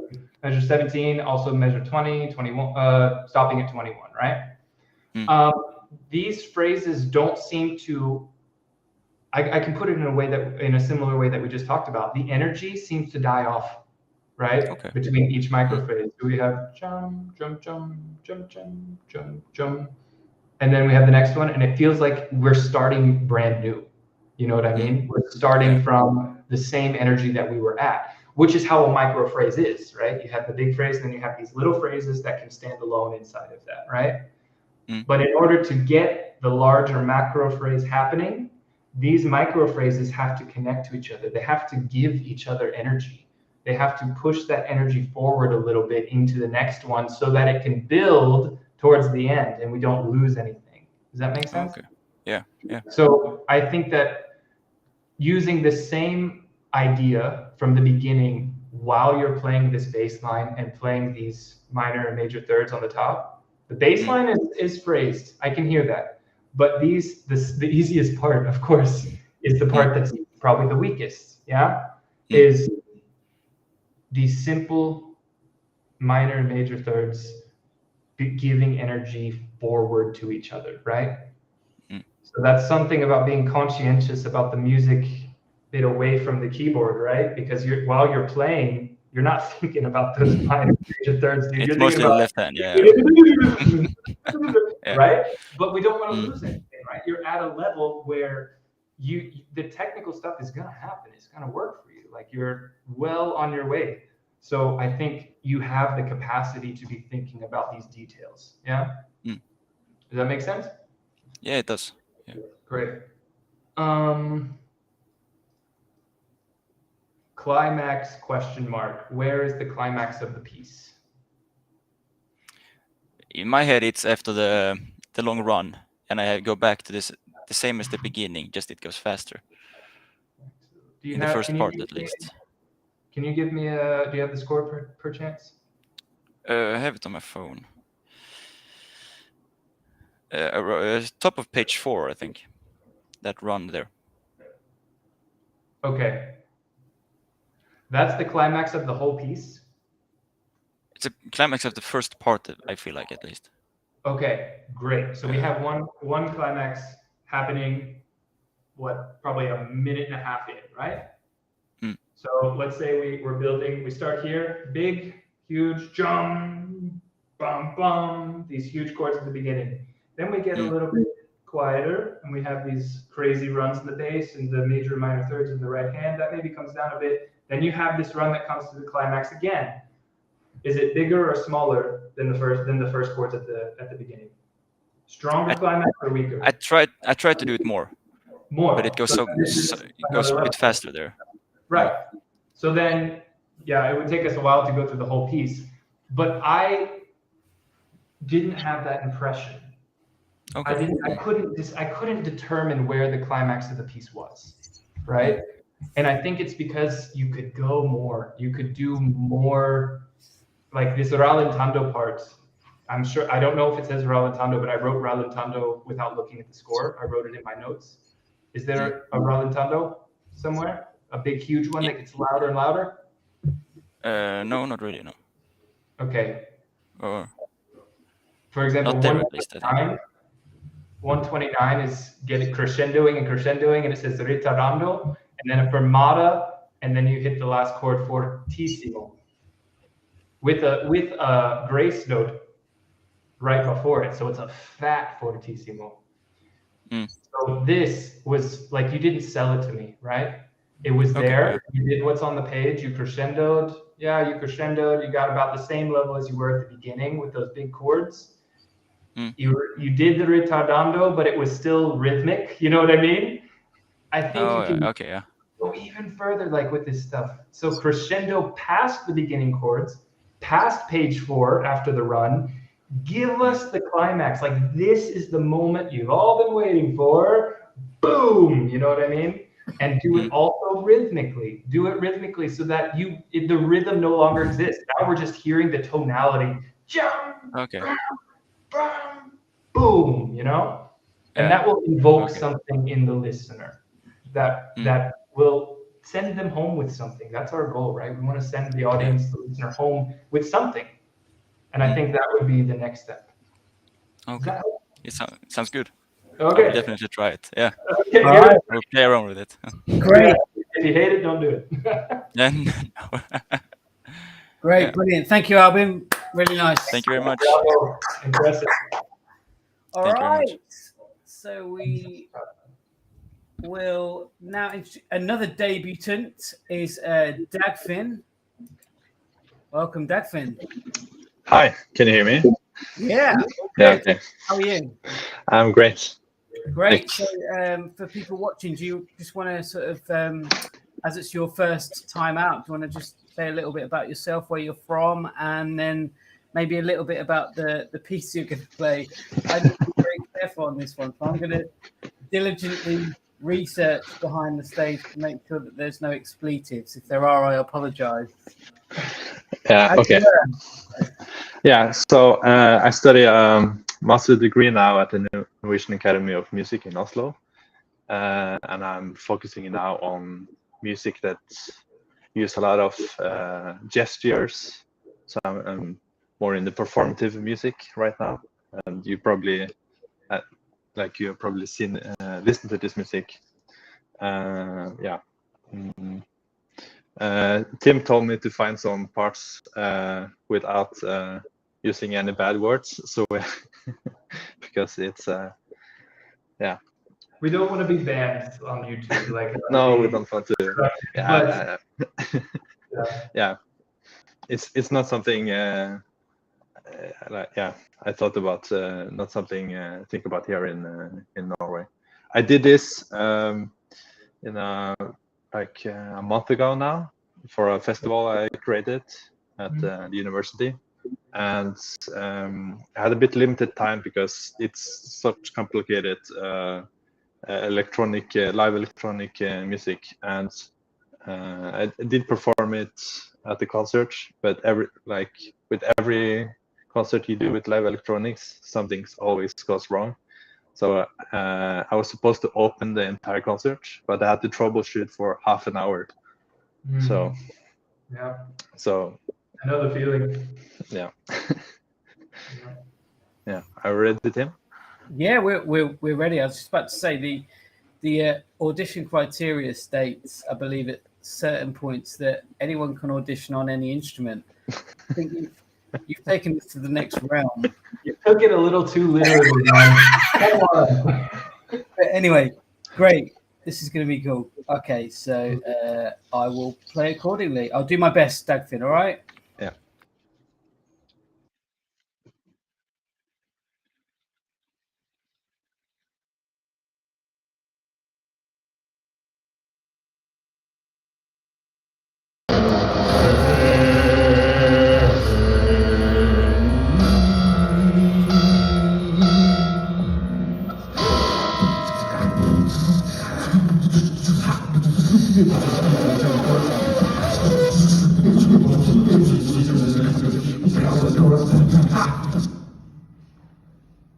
Door is A.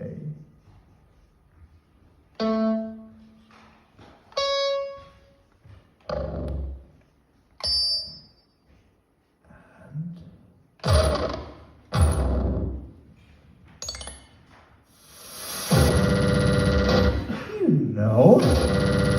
Short on the lips and wide with the frame. Dirty gold. Yours. Earrings of the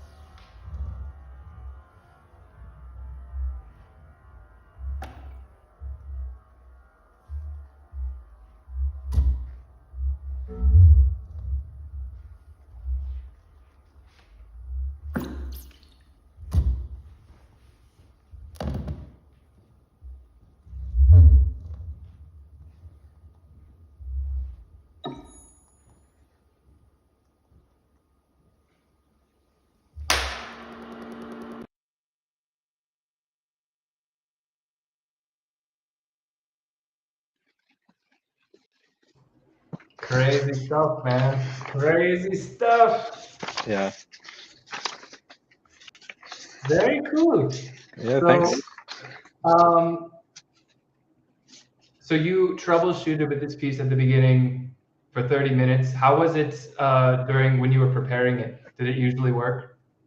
Yeah. It usually worked. I think from all the cell phones in the concert hall, they interfere with the Bluetooth signal. Yeah, definitely. Okay. Yeah, I mean that's always the story that it never messes up during rehearsal, but as soon as you get to the concert, some cable doesn't work somewhere, right? Yeah. But I love how he puts that it's a very simple setup at the beginning of the score. That's hilarious. Even though it is relatively simple, but I mean, he's like, oh, no worries, it'll be fine, and then it goes wrong. Yeah. So I have not played this piece myself. I have experience with other pieces from Alexander Schubert, but this one I have not played yet. I just shared my screen for those of you watching, just to see. No, I want to share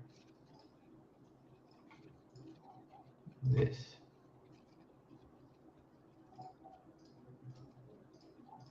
Oh, I have to drag it in here. Sorry, just 1 second.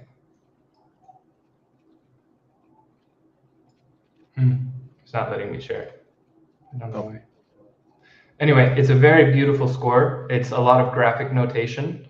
And it's very free from, after I took some time to sort of dive into the score a little bit, he's specific with his gestures, but not controlling. Would you agree with that? Yeah, they're written like it's very like open kind of. You can change a lot, I think, and I took a lot of liberties because this is written for a soprano singer, and I'm not a soprano or a singer. Yeah. So, nice. So of course I had to take some liberties. Yeah. So for those of you watching, percussion is, just to give a very basic, brief synopsis, is that for contemporary music, percussion is not always now just playing marimba and the drums and such. Because percussion is so physical and because there's so much gesture involved and so much body movement, it's a very physical instrument.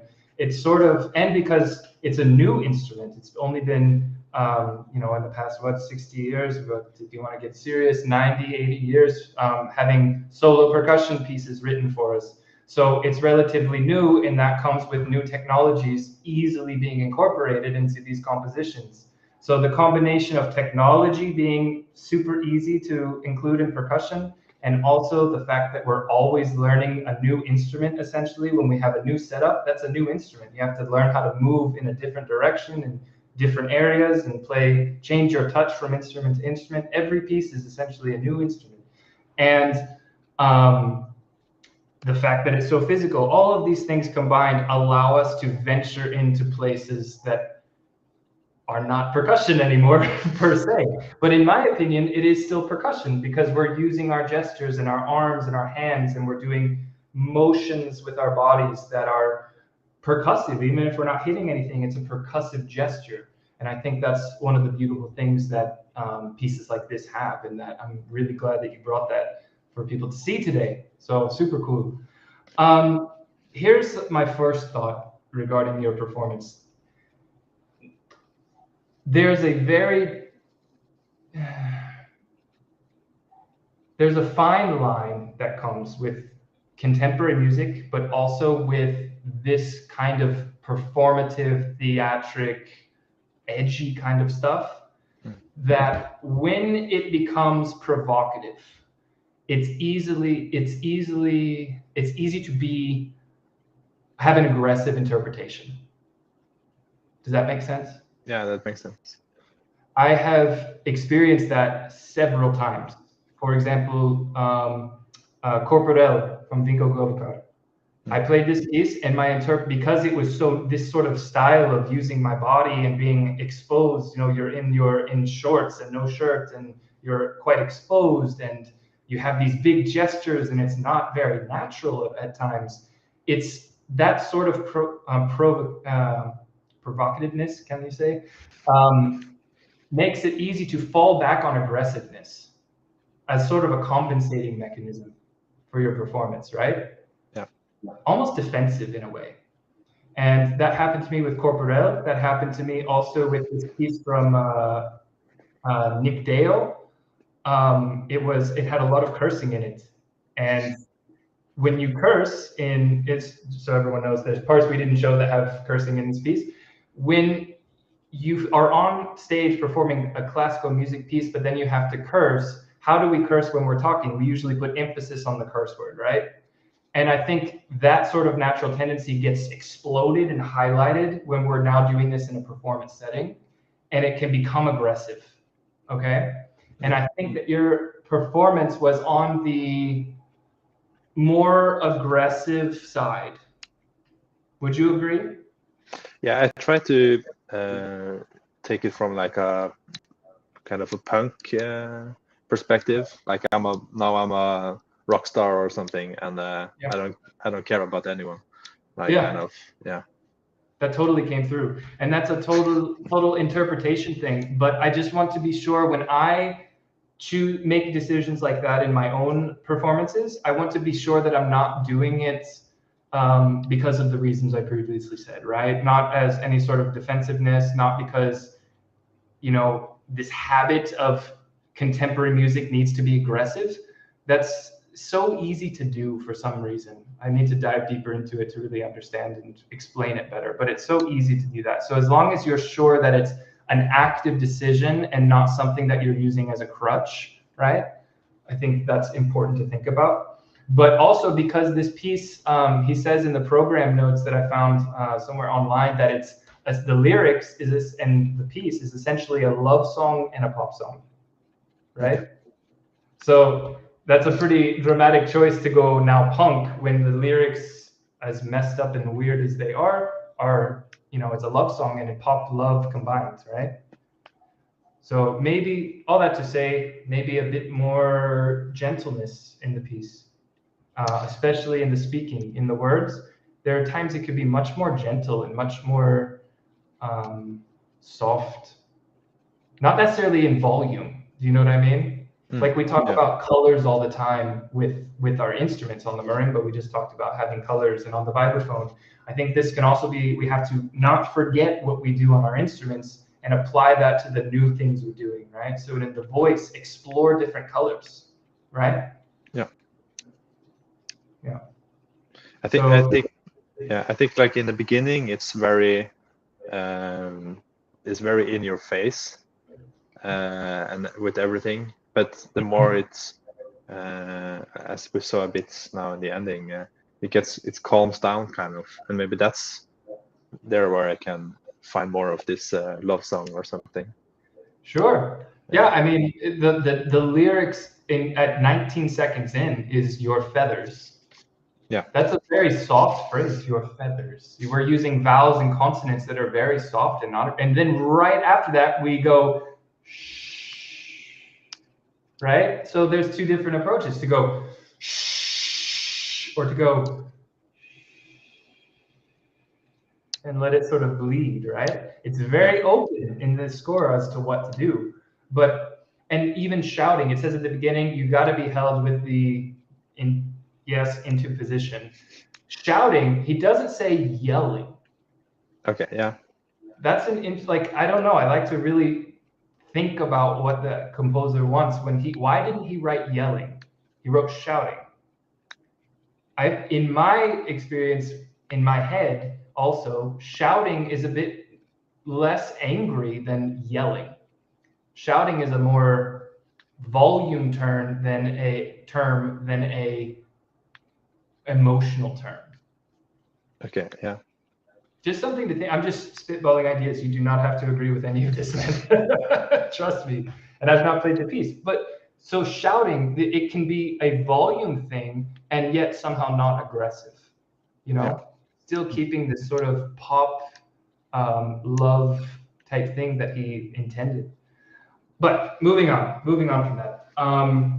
Have you read his book, Alexander Schubert's book? No, I didn't know he had a book. Okay, he has a really great book. I will admittedly say I have not read the whole thing, but I've read sections of it. It is, I had it on my other computer, 1 second. It's called Switching Worlds. And it's basically his thesis of all of the work that he's done. And he goes, his interests revolve around this integration of technology and analog, right? So the blending of human and technology, the blending of acoustic instruments and electronics. And if you go through his catalog, he plays around with this theme in more ways than you could imagine. He's very brilliant in this way. And now I believe he's working with AI now, so he's going to have some really interesting stuff coming up. But I would check out his book to read about some of the ways that he is incorporating electronics and the acoustic idea of the body, right? Yeah. So, but I brought that up because I feel like the point of this piece right now is the electric guitar, if I understand correctly, is not actually being played. It's a trigger. Yeah, it's a MIDI trigger. It's everything. It's like faking. There is even a guitar solo, and I'm just playing one note and trying to find. Right. So it doesn't matter if you go high on the frets or low on the frets. No, it's just a trigger. No.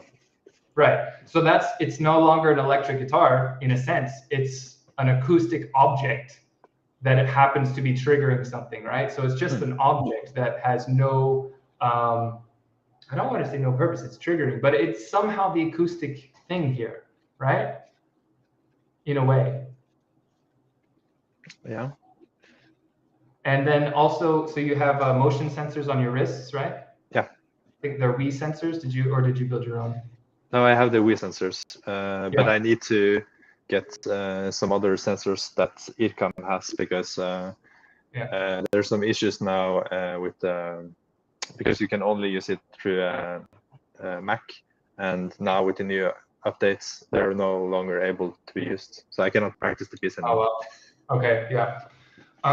But that's also an acoustic aspect is your arms, your hands, your wrists, and you have technology that is embedded in your arm and wrist.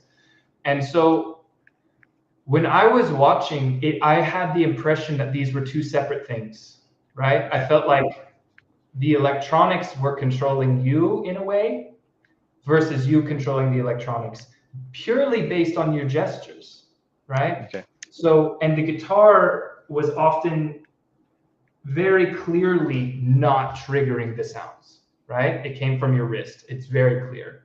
And there were times when you did a gesture that made a guitar strumming sound, like a chord. I remember at one point there was a chord that you went like this, and you did a strumming gesture, but you didn't actually approach the guitar in like to pretend like you're actually playing it. You know what I mean?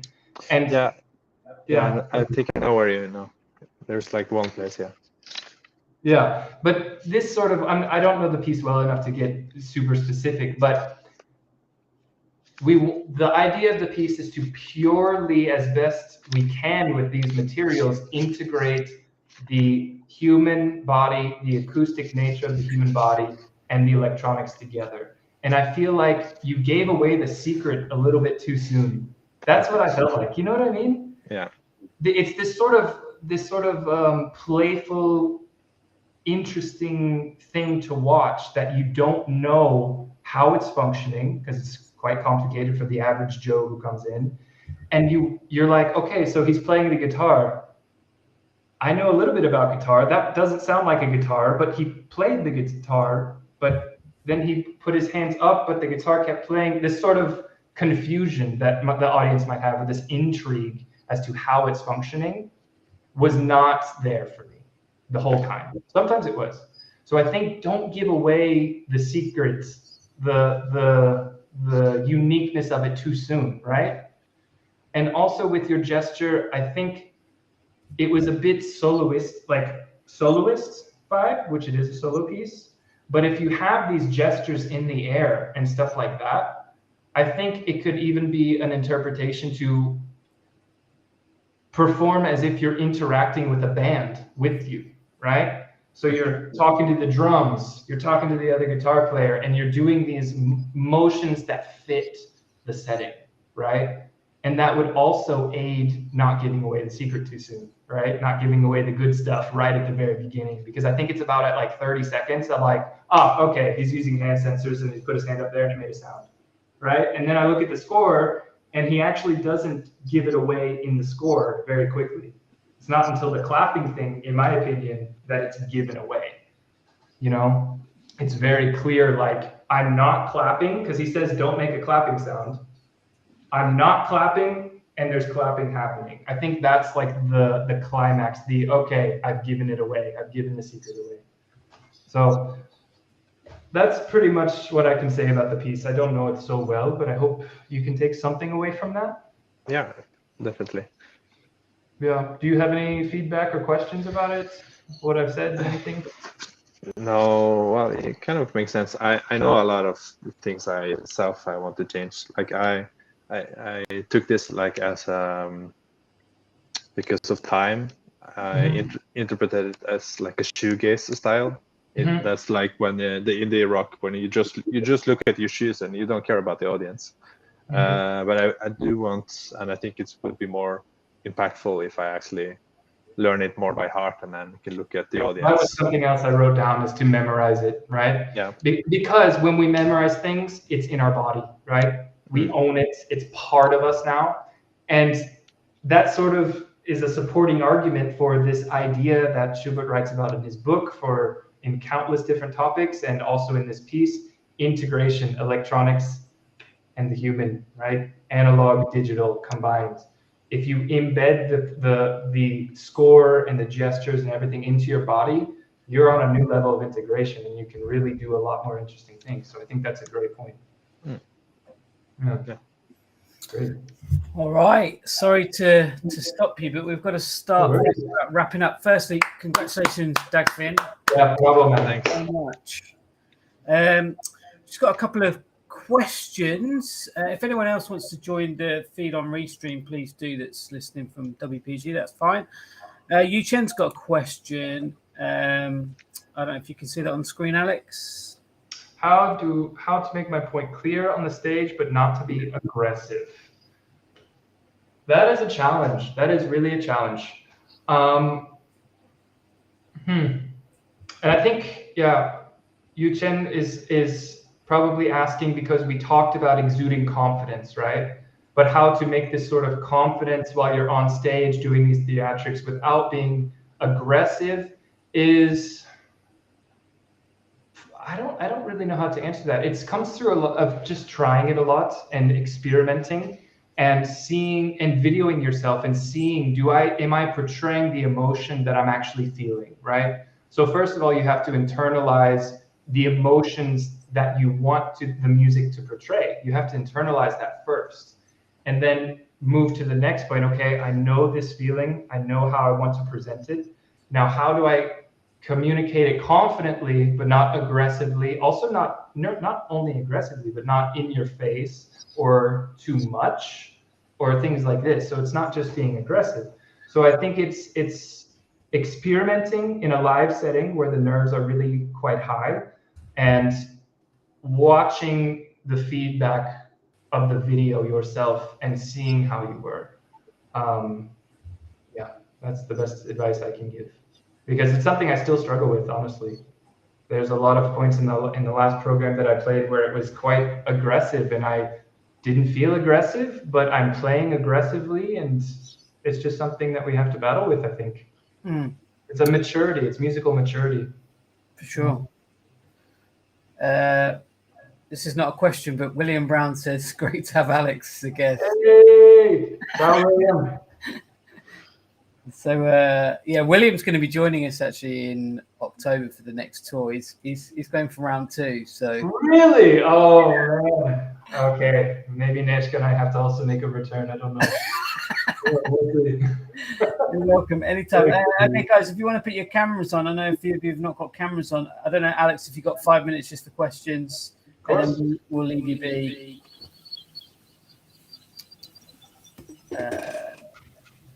Okay, has anyone got any parting questions for Alex?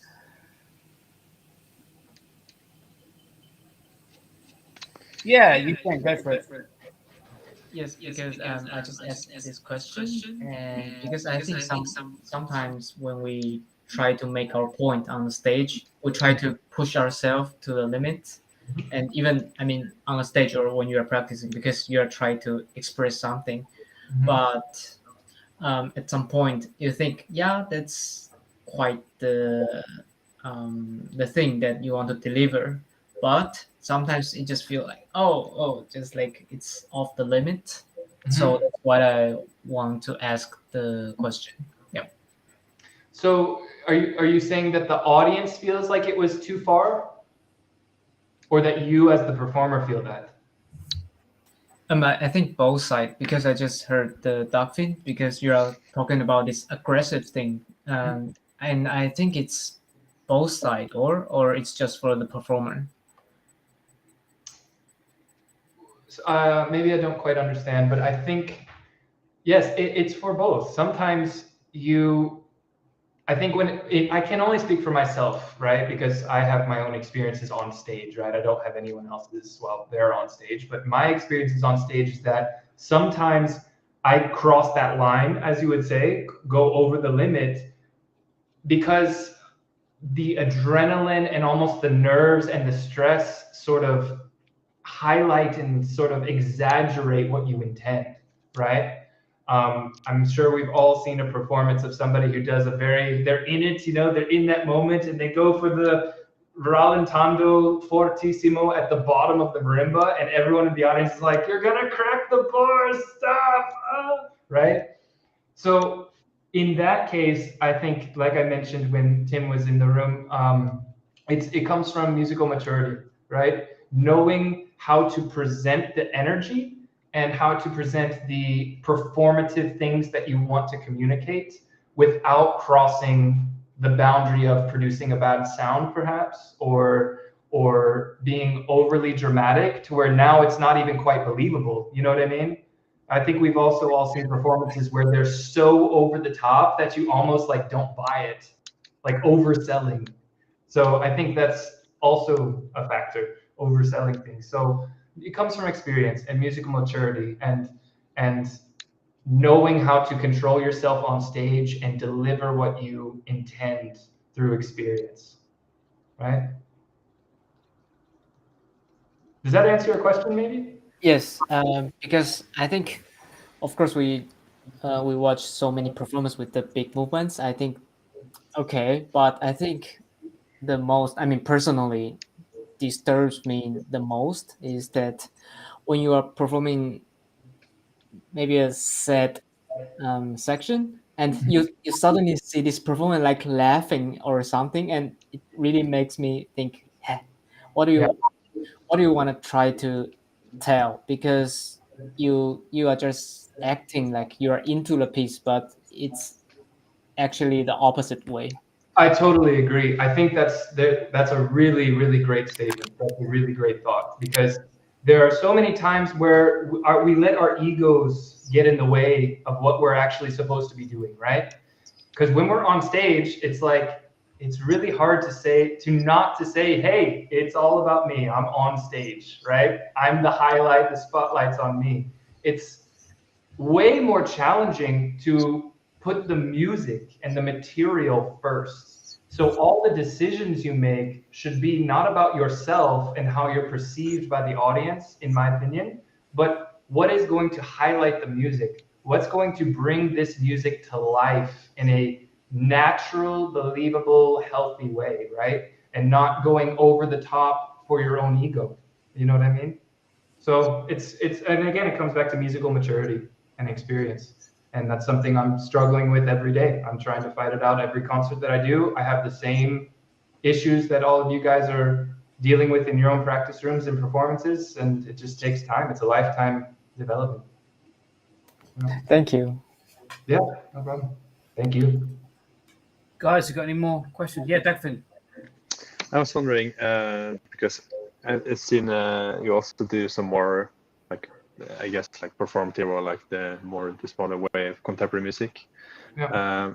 Do you have some strategies to find different kind of moods? Like you say, like everything tends to get aggressive.